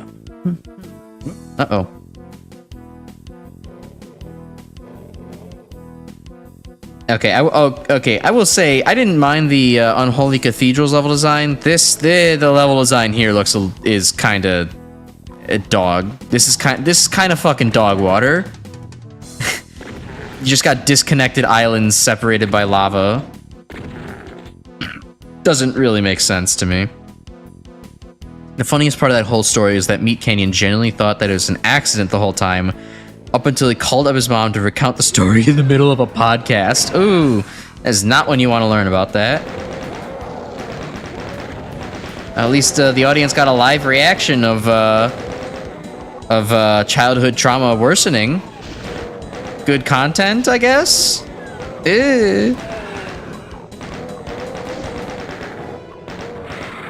Ow, what the... Little bitches. Sneaking up on me like that. You think a lost soul wouldn't be able to sneak up on me with how fucking loud it is, but here we are. Oh my god, that's like 1 million of them. What the hell?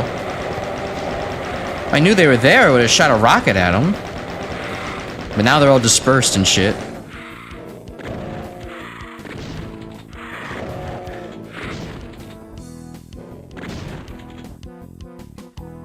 Okay. After that, we put his ass in a home. He's done. 6-year-old Meat Canyon was inches away from said hunting dog. Oh, that's nice. I love childhood trauma scars like that. Having to see fucking dog brains splattered everywhere when you're 6 years old. That's got to be good for one's psyche. Glad nothing that bad ever happened to me. I mean, I've become intimately familiar and afraid of death from a young age because you know, like my grandmother died when I was like 6 or so. And, you know, I was already aware of my own mortality when I was 3 years old, that I was going to die one day and that it would all end. So that's nice. It still haunts me to this day to a certain extent. And I try not to think about it. End of discussion. So I live in this bunker now. There we go. That candle did look sus.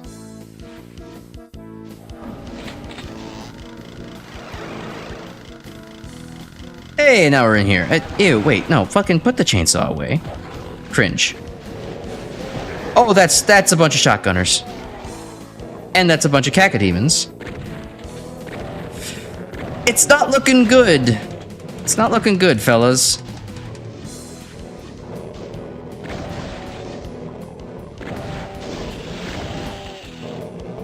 Hold on, I need to focus now.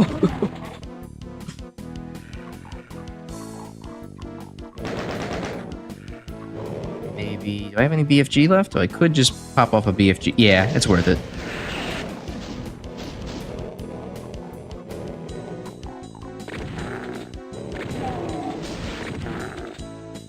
Alright, come on. Funnel towards me, boys.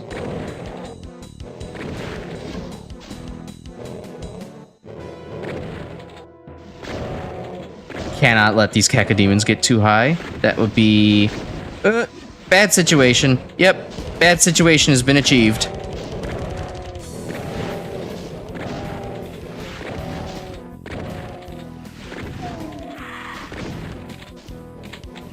Alright, repositioning. We're good. Now more room to work with.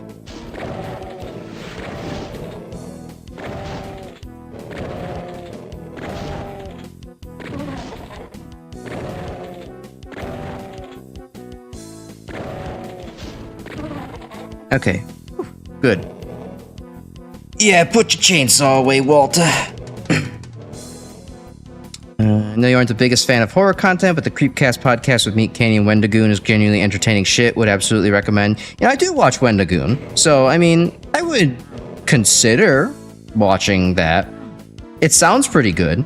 I don't watch Wendigoon a lot. Usually just when it's like, oh, hey, he has a video that's popping off. It's in my recommended. Yeah, sure, I'll click on that. And then, oh, look at this. Sure, I'll also watch the video about the incident at Waco. That sounds good. Yeah.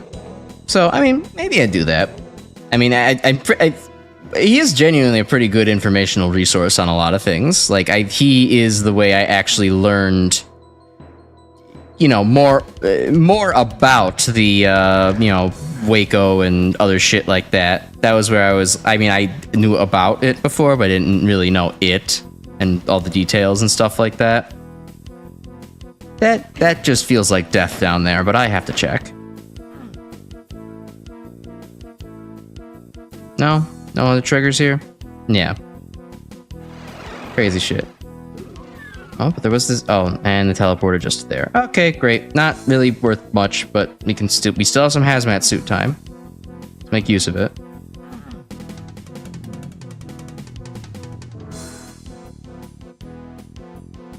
Oops! Don't fall down there again. Anything else in this sea of fire? No, pretty unremarkable. All right. Well, that's good. At least there's not too much out here to get fixated on. Oh, there's a mega armor though. I'll take that gladly. And strategic stim packs. Definitely left them there, calculated. Ooh, what's this complex over here? Haven't looked at that yet.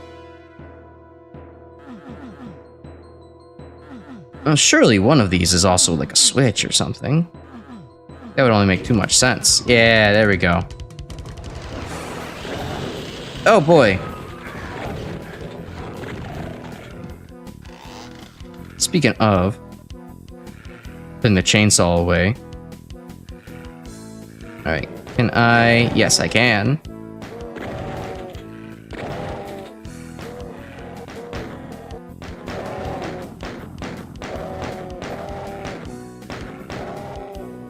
I'll be a bitch and shoot him through the corner. Why not?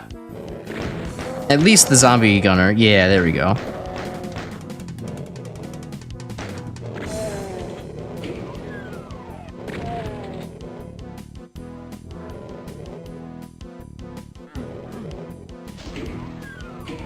That's just the way out. And this is this one probably. There we go.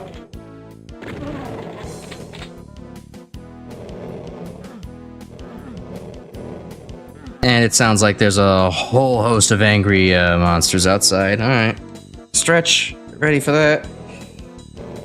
Wendigoon gives you all the info without any of the bullshit. If you get from most true crime documentaries, yeah, it's nice. He kind of cuts through it, laughs about shit a bit. I think the only time I'm not, the only time I wasn't super into Wendigoon's content was something that I thought would actually be, unfortunately, I thought would be really fun to watch from him. Would be his videos on like Dante's Inferno, because like it's always been like, you know, a classic work of literature that I've meant to get around to, but also like I hate reading, to be real, so like I know I'm not gonna actually get to it. So I figured, hey, you know, let's watch the Christian guy talk about it. He should know his shit, right? And oh god, it was too much Christian guy shit at some point. Like, I'm not religious, and it could be hard for me to listen to somebody who like very much is, and is definitely like in the whole like, yeah, this was totally like, you know, well, God's punishment says this and the scriptures are this and blah blah blah. It's like, I just wanted like the literary I kind of want just the literary analysis. I guess that's what he's doing, but I don't know. I don't know no Bible, and it's like I can't listen to this at length. Sorry, but it's just not for me. I had to quit out of that one. So I think that was the only video I would say was maybe bullshit, but it was also exactly what I was asking for, and I was like, oh wait a minute, I don't know what I want, so it's my fault more than anything else. All right, well, I saw that specter. I don't think there's anything else more dangerous down there. Just gotta wait for things to line up. Fuck it. Just pull out the berserk. Pull out your fists, Walter. Right. Well, one of these teleporters tells only truths, and one of them tells only lies, probably. Okay, and then we'll take the other one. Oh, motherfucker. More of you? Come on. How many times do we have to teach you this lesson, old man? Alright, good. Don't really need it, but okay, might have been a secret there. Had to check. Speaking of, where the fuck was I to get the teleporter? Oh yeah, so we did this one, and we took that one? No, the other one. Okay. So let's see, probably one secret you're not gonna get on your first time without cheats requires either a supersized strafe jump or face rocketing yourself to propel yourself into the hole. His Paradise Regained video you enjoyed enough. Yeah, I liked his Paradise Lost video a lot too. That was fun to listen to. I was expecting, I don't know, vibes of that a little bit more. And then, I don't know, the other, the Dante's Inferno shit kind of lost me.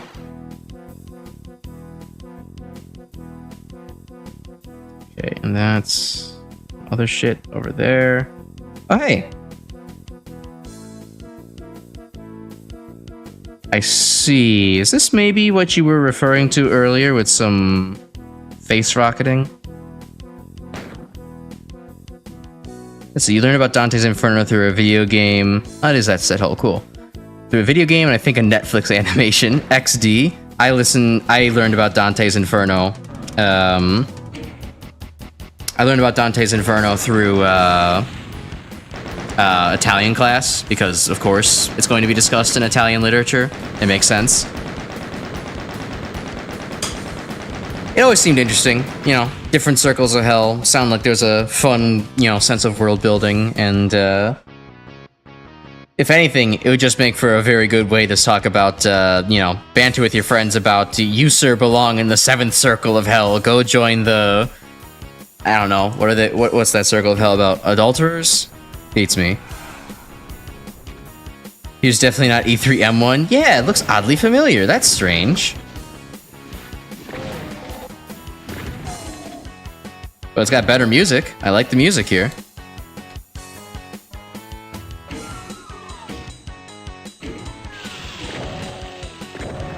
Anything better for you guys? Yeah, eat some plasma cells. Alright. Let's just ride the map a little bit. That's weird. Why is this one visible on the map?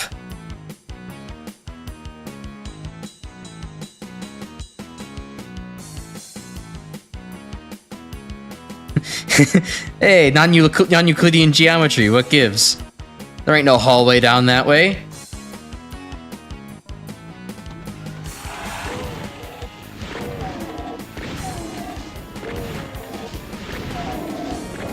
I can't. All right, this is a weird statement to say. I cannot tell if I can tell. I love it, but I also don't want to sound too crazy about it.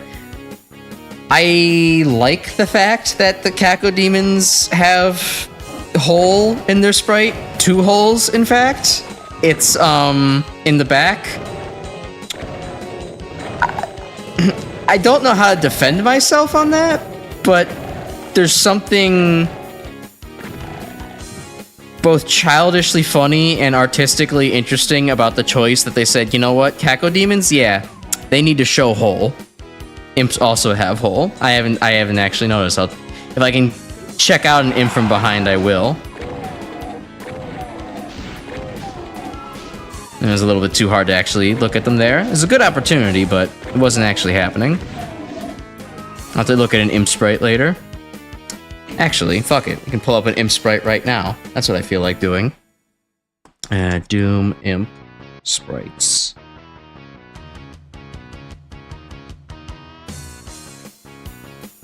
Let's see. That's Thornless imp. That's regular imp. Game art from Doom. Let's save that. Imp. Imp.gif. Alright, sure. That works. And then open it up. Oh, we can't use the typical stuff. That's live plant reaction. How could we live without live plant reaction? Okay, so we got an imp sprite sheet up.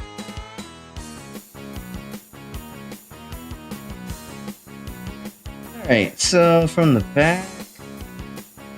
Oh yeah. Huh.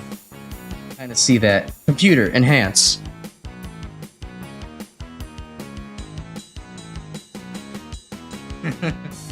Yeah.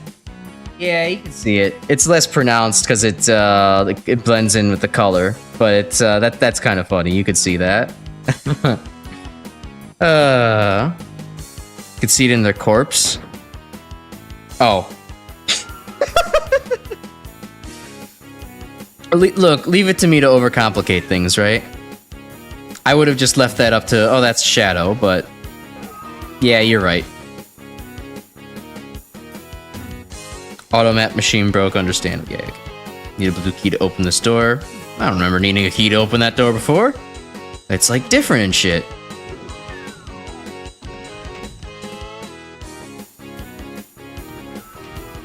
Alright, back through we go. Oh, nope. There we go. Now it's nice and different and shit. Oh, it's very nice and different and shit now. Alright, well, it's not exactly... well, it's kind of rocket science, but I'd say it's really more like just rocket practice. It's not like this is exactly threatening just one cyber demon.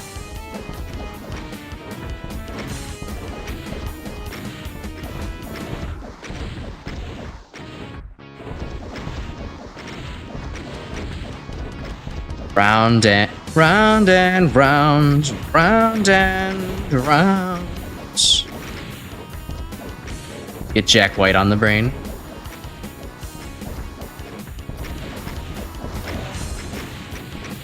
Come on.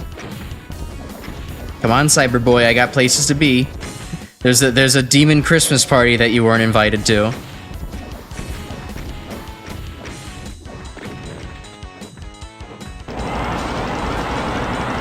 There we go. That is a fucking doornail. The Doom community is well acquainted with Impol, the infamous Yeah, a little bit. After I completed E1 M1 and went back into my Discord chat, literally the first question I was asked was, "Good job, Crash, at completing E1 M1. When are you going to play H-Doom now?" It's like, okay, cool, thanks. I guess we did make that joke on stream, huh? But, anyways, back through here. All right, we're invincible. Fuck you guys. God damn, the chainsaw is slow.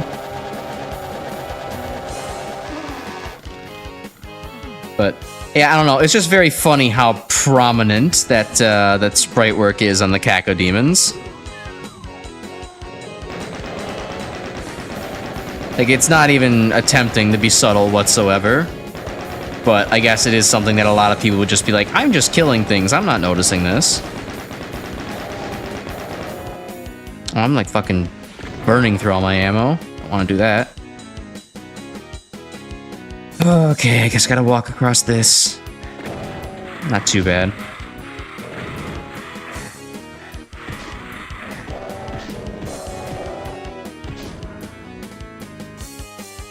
Alright, give me some more chain gun bullets. And back through here. And this way? There's actually very much I could do with this. Unless I'm just stupid. Probably just stupid. Oh, well, completely different map, that's right. No, Chainsaw, go away. Chainsaw is the least wanted guest member on the guest list for the Christmas party.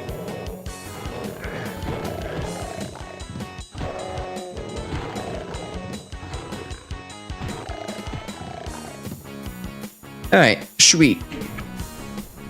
Give me all that. Good stuff.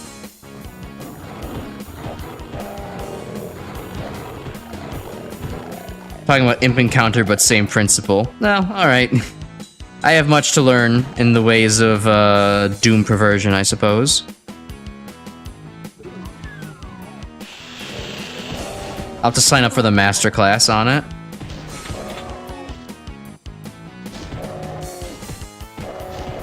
Uh-oh. Invuln's running out.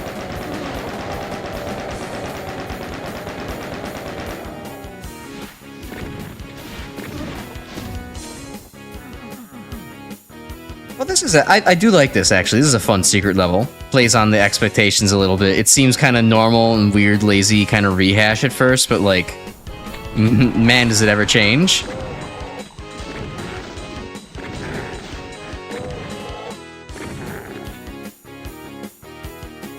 Oh, hey, and would you look at that? Ooh, another BFG. Nice. Wonder if I missed that on my first time round. Or if that was just an exclusive for this one. Yeah, now that door is closed. Well, that sucks. Anything else out here? No. Oh, wait, yes. Oh, wait, I don't have the key. Oh, but I do have the blue key now. Okay. Progress.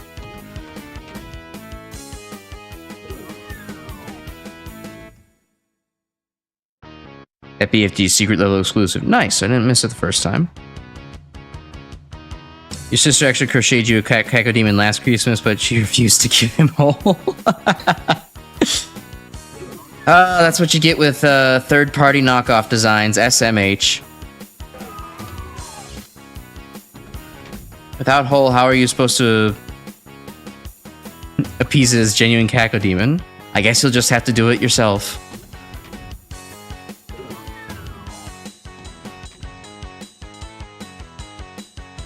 Okay, so wait a second. Where are my options now?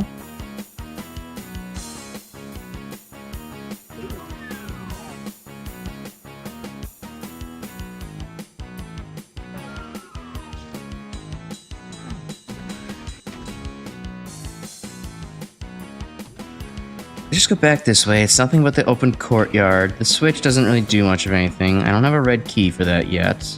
I went over here, but, well, kind of no way for me to get back over there. Right? Yeah, no, I kind of screwed myself out of that. Open courtyard, east side. Okay.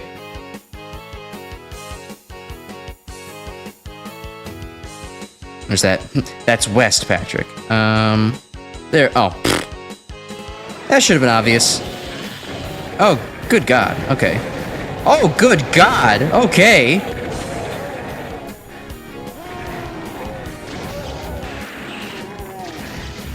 Yeah, time to not fuck around. What the? I think I'm still getting shot. Oh, yep.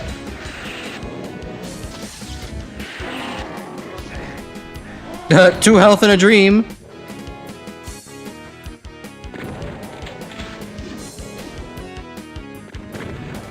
Oh, I could have gotten that supercharge. Oh, well. Your crochet Kako looks like his asshole got exploded. That's fun. My ex, one of my exes, crocheted me a yellow Pikmin once, actually, and, I still have it. It's very nice, despite, you know, the memories from that being not as nice. Well, not horrible, but, you know. I still keep him around. I think the yellow Pikmin's great. How could I not love a yellow Pikmin? Why the fuck am I using the shotgun? Hold on. Stupid-ass ideas.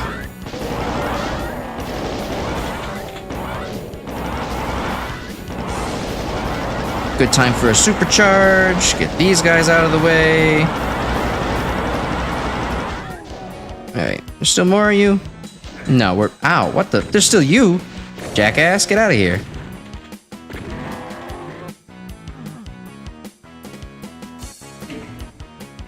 Cool.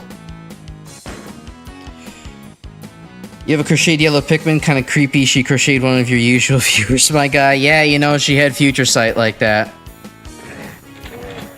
She wanted to give the icks for one particular streamer guy she has never met, and to in reference to one of the viewers of said streamer guy that she has also never met.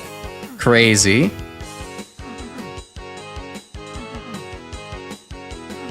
It is kind of a funny coincidence, but you know, everybody loves a Pikmin, so why not? I think she had made my ex had made the Pikmin for me. Well, obviously because we both like Pikmin, but also because like as a kid I had like one of those. I had actually like some of the official Pikmin merch. Like I had the okay, no one else is here. Good. I had the purple Pikmin, the official purple Pikmin plush, and that fell apart for the most part. And Mom said, "Oh yeah, I'll stitch it back together and like put the hand and like the flower bud on and everything like that."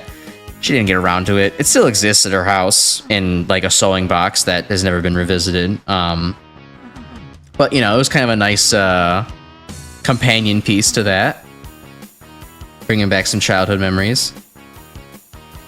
Yeah, I would like to also find more health. This would be terrible to go out to the next level in. Alright, but now I do have the red key, so I can go do a couple of things. I've certainly left some health around. Can scrounge it together. There we go. Health and armor. Look at that, as good as new. I think there might have, oops, I think there might have still been some left in the Cyber Demon pit as well. Yep.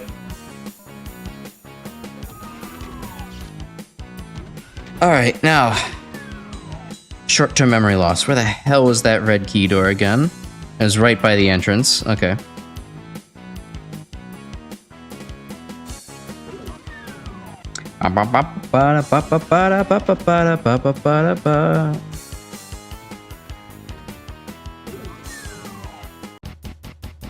Nice. Just one more confusing level than spider time? Alright. I could make it that long.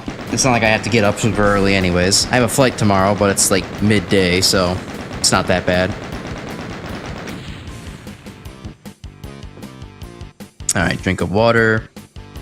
I'm going to BRB for a second, because I do need to use the restroom. Once I find my mouse. Where the hell's my mouse? There it is. Okay.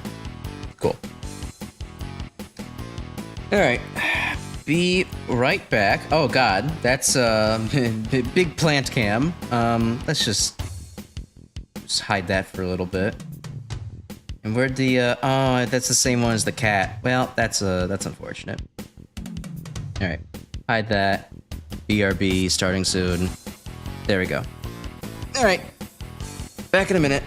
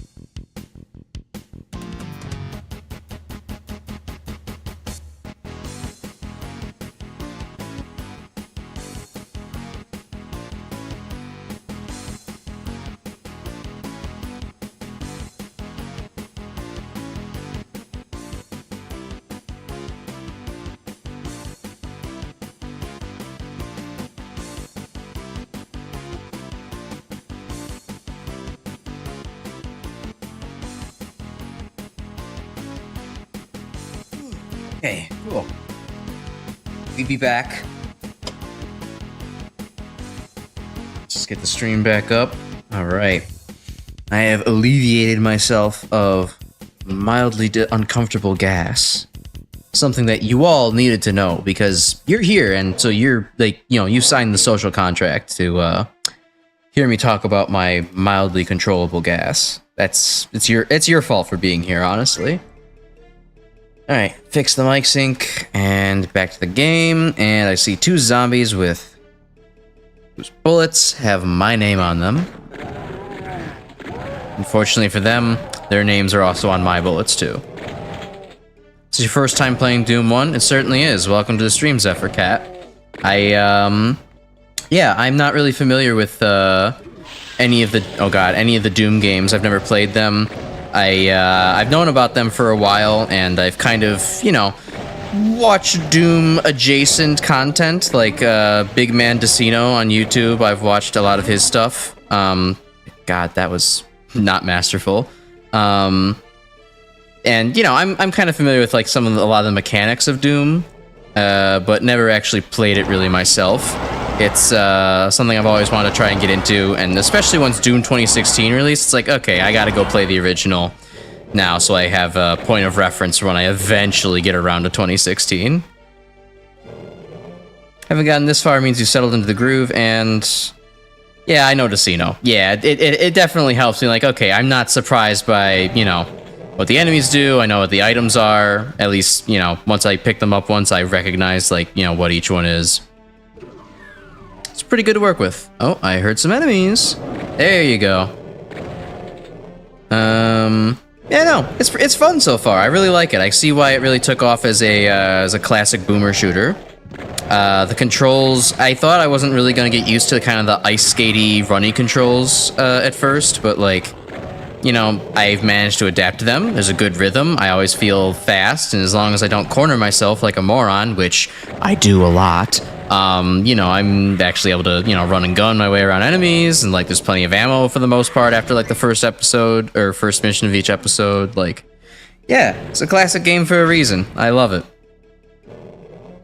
I mean, streaming is making me so like, because I'm trying to focus on, you know, yapping and streaming and gaming and everything all at once, it's like, okay, I can't really like focus on, you know, the map design too much. That kind of starts to escape me a little bit, just because I only have so much mental capacity. But, you know, it seems fun enough to play around with. Lucky you're on Limbo, so you didn't miss much. I guess not. I don't have opinions of these. The controls have changed about 7 times in the last 30 years. The default used to be arrow keys, spacebar, and control. Yeah, you know, that wouldn't be the worst to deal with, but it would certainly, you know, nothing quite beats the Half-Life / Quake WASD control scheme. It's pretty hard to top that for an FPS. We were talking, Grim and I were talking here earlier about how I do not have the health to cross that. About how, like, this would kind of be a nightmare to play without a mouse, just pure keyboard controls, having to strafe with the keyboard too and everything. That would just, I don't know. I'm sure you could find a way for it to be fun, but I'm not sure if it would be fun for us at that point anymore. It would be a big ask to have to also do strafing and everything.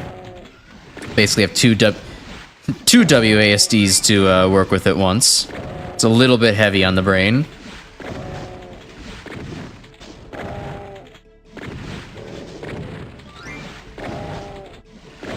Alright. Come on. Die already. There we go. Cool.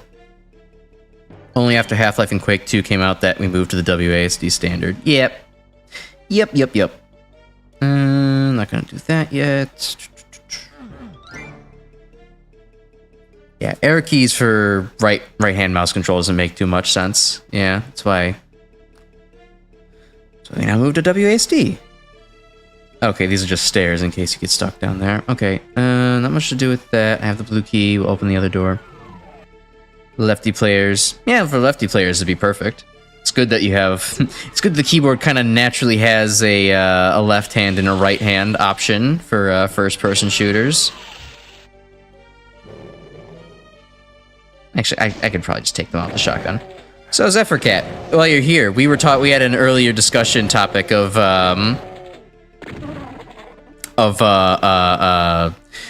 which monster do you think would actually be best to have at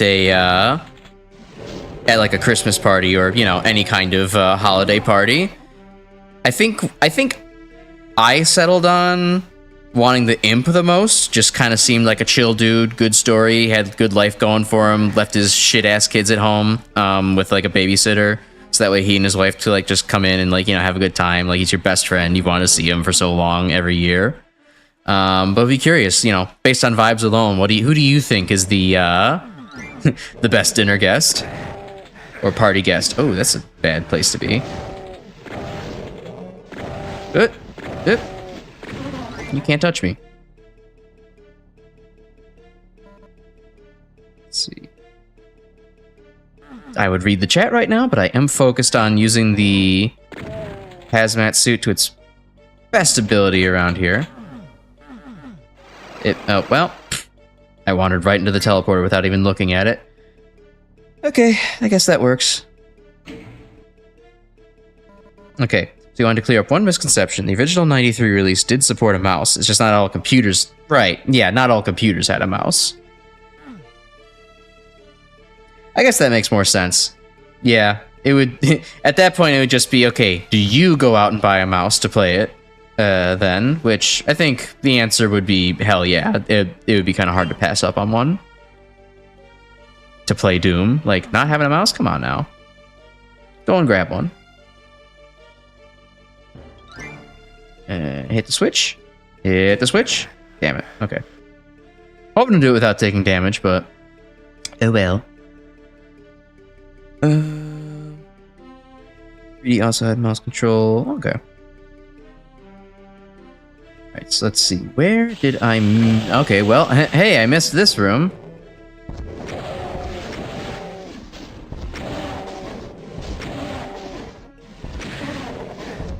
Damn. The rockets have a big fucking blast radius in this game. I'm still getting used to it. I don't pull out the rockets very often, but the explosion radius is deceptively large.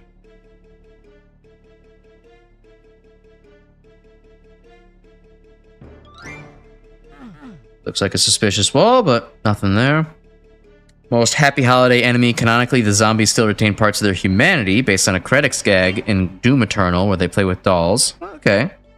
I could see that. I mean, if they actually still have a lot of their humanity and, you know, brain function left, it might be fun guests to have over. Did I already go through? Yeah, I think I already went through. No, there's a similar room in the... No, I already went through this room. I should have gotten the hazard suit and wandered over there.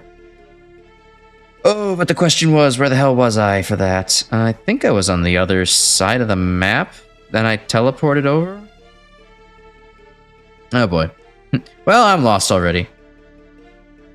Right, let's just zoom around at high speeds on the wireframe map and we'll find our way back there eventually.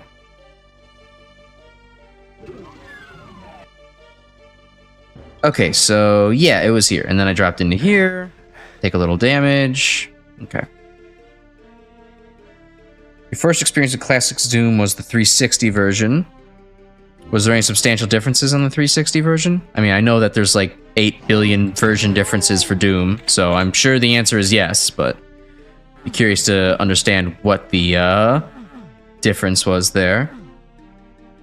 No, don't get the teleporter yet. Need to map out everything. Hey, red key. Perfect. Let's open someone else. Okay.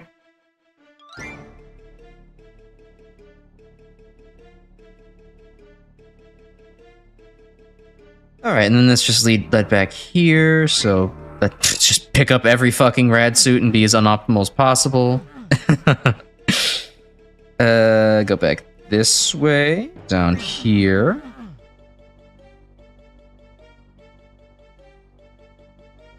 Explore what's around this corner. And there's nothing. Okay, cool.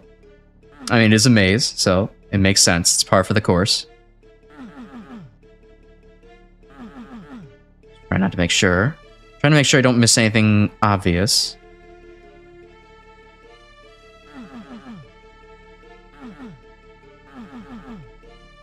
Alright, cool. So...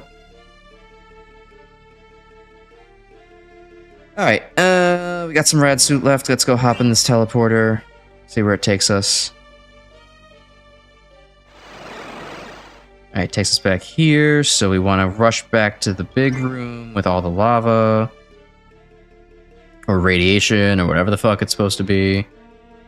No, we'll come back to that. What's over here? Pinkies. We love it. Another one of these. Man, you give me a lot of branching options. Alright, sure, we'll take this one. Why not? Where are we headed? Fucking somewhere, that's for sure.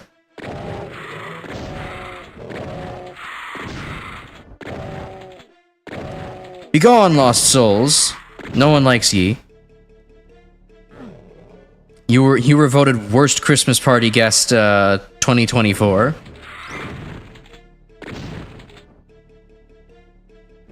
Alright. Take a drink of water. Drink of water.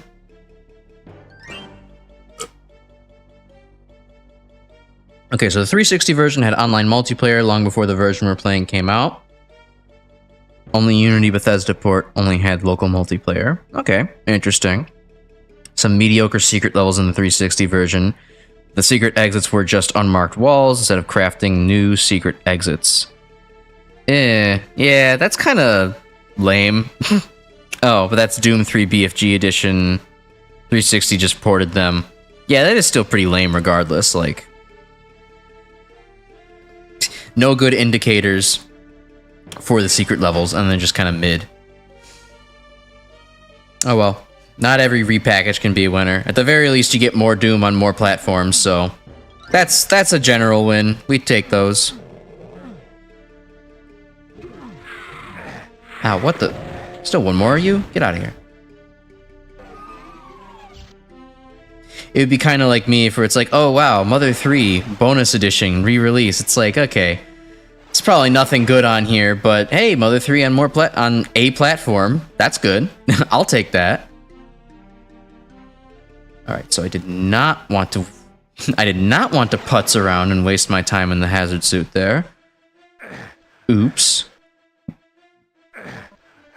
Okay, where does door number 3 lead? To this spot. Can't even shoot that, can I? No, that's not a shootable one. There's more bullshit down below. Can't really cross that gap. Don't have the yellow key anyways. Where have I not gone yet? Play this game. I mean, I guess there's that one room up there with the lava. Yeah, that did also have a red door, didn't it? That's why I couldn't really do much with it. Alright. Cross this way.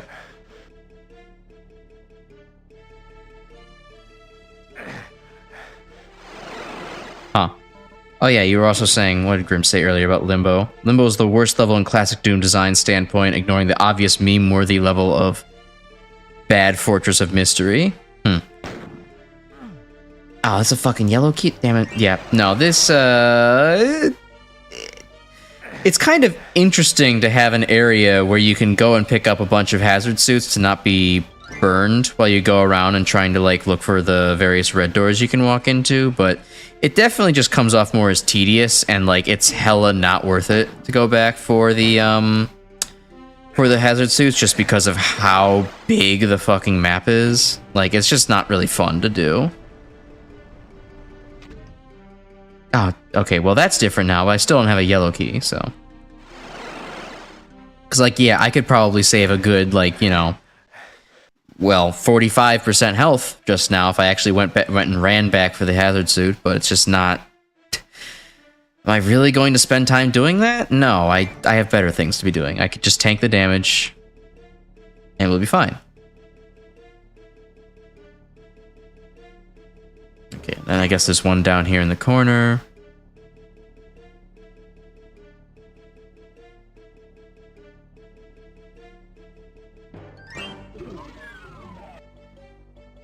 Navigate blind. It's totally okay. Oh. I see. I haven't found a way to raise that yet. That was over. Oh, right, because over here. The wall. Well, I guess I live here now.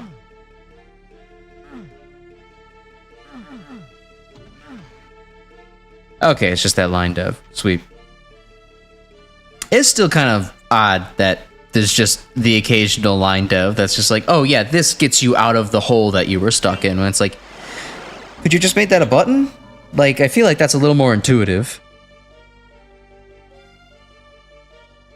Okay, okay. I don't think I got anything important out of that. And there's no new bridge over here. I can teleport back at least.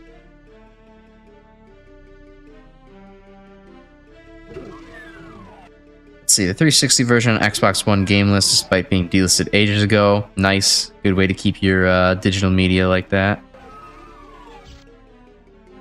Yep, well, I guess I'm going this way now. Never get the online deathmatch achievements. Yeah, that seems like a ship long sailed. Unfortunate.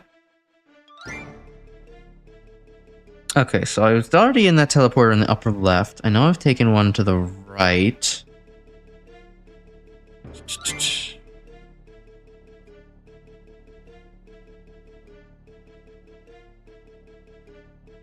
All the way in the upper left, I think, is where I'm trying to go. Yeah, no, that's where I've been teleported a bunch of times. I don't have a yellow key card to make use of that area yet. I mean, here I can grab a hazard suit. But then do what with it?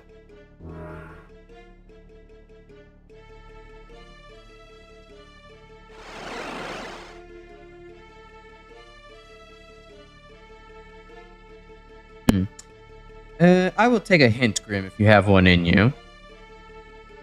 To move things along. So I think I've already been in this one. Yeah, this one just goes to the door.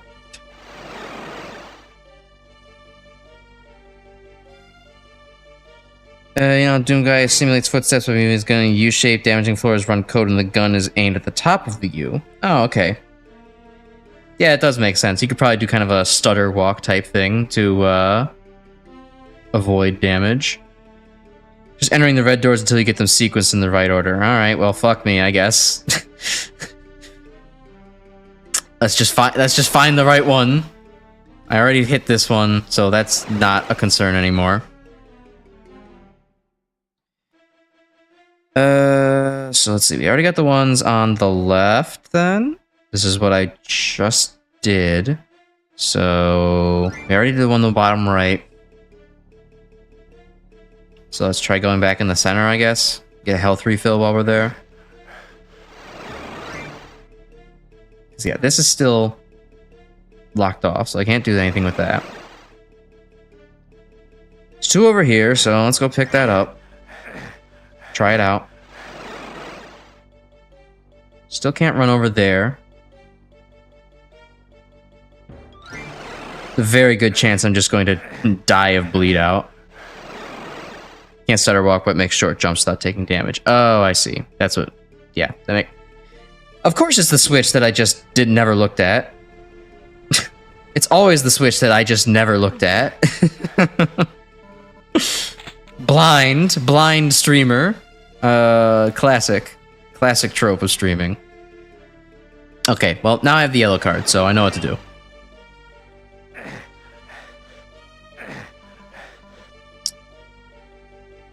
Okay, so this one... Yeah, I'm gonna go in this one.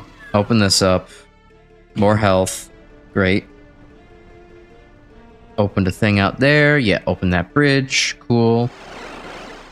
Now, whichever one teleported me to the bridge, I think it was over in the bottom right?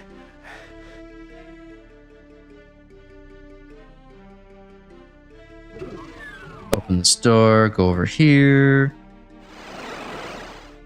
No, it was not.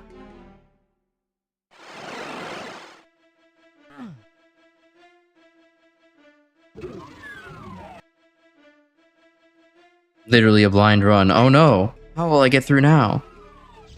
Top left red door is the one that leads to the exit. Okay. Well, I'm here. Might as well pick up a hazard suit.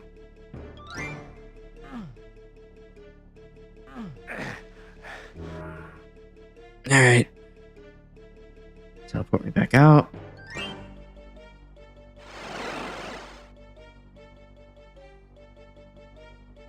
Okay, so...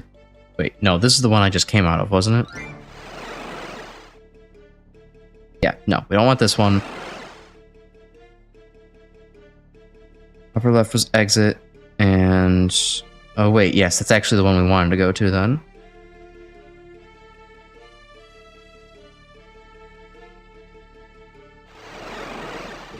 Sweet, okay.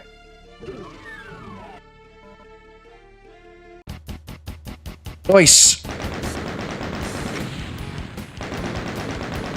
Alright, well, I mean, Limbo wasn't too terrible. It had some kind of funky design, but it was... Yeah, you know. It was still fun. It was a good idea. Maybe could have used some cleanup and execution, but... Alright. Easy level BFG for easy win. Now that's exactly what I like to hear. And max percent, yeah, look at that. Wasn't even really going for it. I've been kind of hit and miss on some of the, oops. Hit and miss on some of the max percents, but, it's nice. Good music, too. Hey, Spider Mastermind. Oh, wow. Okay, you're a hit scanner.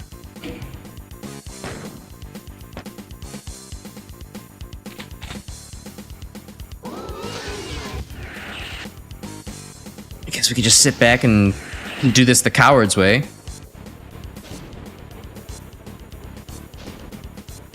She's coming right up on me, isn't she? Yeah. Oh god, hi Cacodemon. Not who I wanted to see. It's a shame. I wanted to invite the Spider Mastermind to the Christmas party, but she said no. She had to take care of the kids.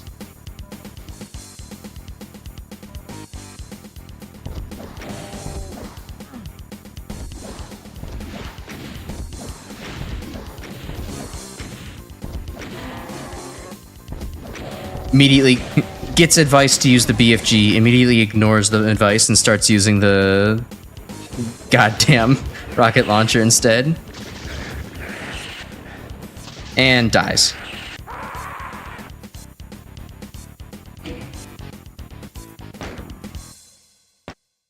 Literally get right up to her with the BFG and blast and oh, okay, well say no more then. I have to maybe do it with a little bit better of an angle, it seems.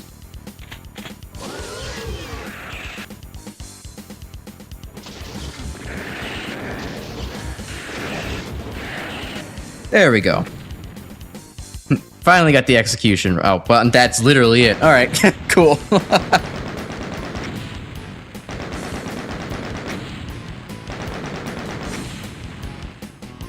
Yeah, I know I'm not supposed to bet. I'm not necessarily supposed to be far away with the BFG, but, you know. A new player's, cowardice, you could say.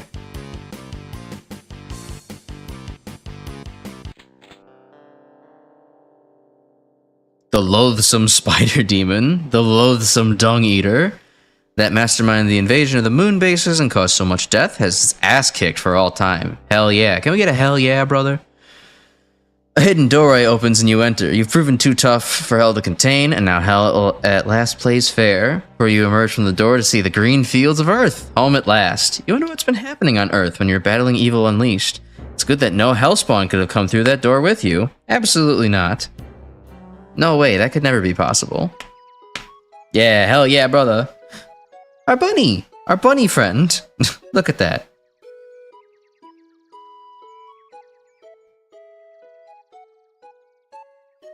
I love the canon that that's Doomguy's pet. And now it's dead. Uh-oh. Dude, turn on the TV channel. It doesn't matter which one. They hit the fucking towers, man. They hit the towers. Rip Daisy indeed.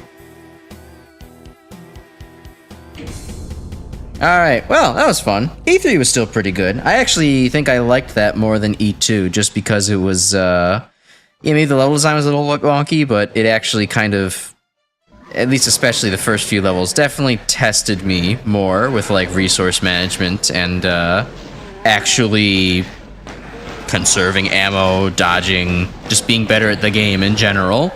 I like that kind of difficulty spike a lot more. It was more interesting to have to scrounge around with the fact that I only have so much ammo and I have to pay attention to it now. So, it's gonna be pretty fun to get even crazier with Thy Flesh Consumed and further on down the line. But yeah, I think that's gonna do it for tonight then. I don't know what port you're playing, but if it's the official port that contains Sigil, you're gonna want to save Sigil for later.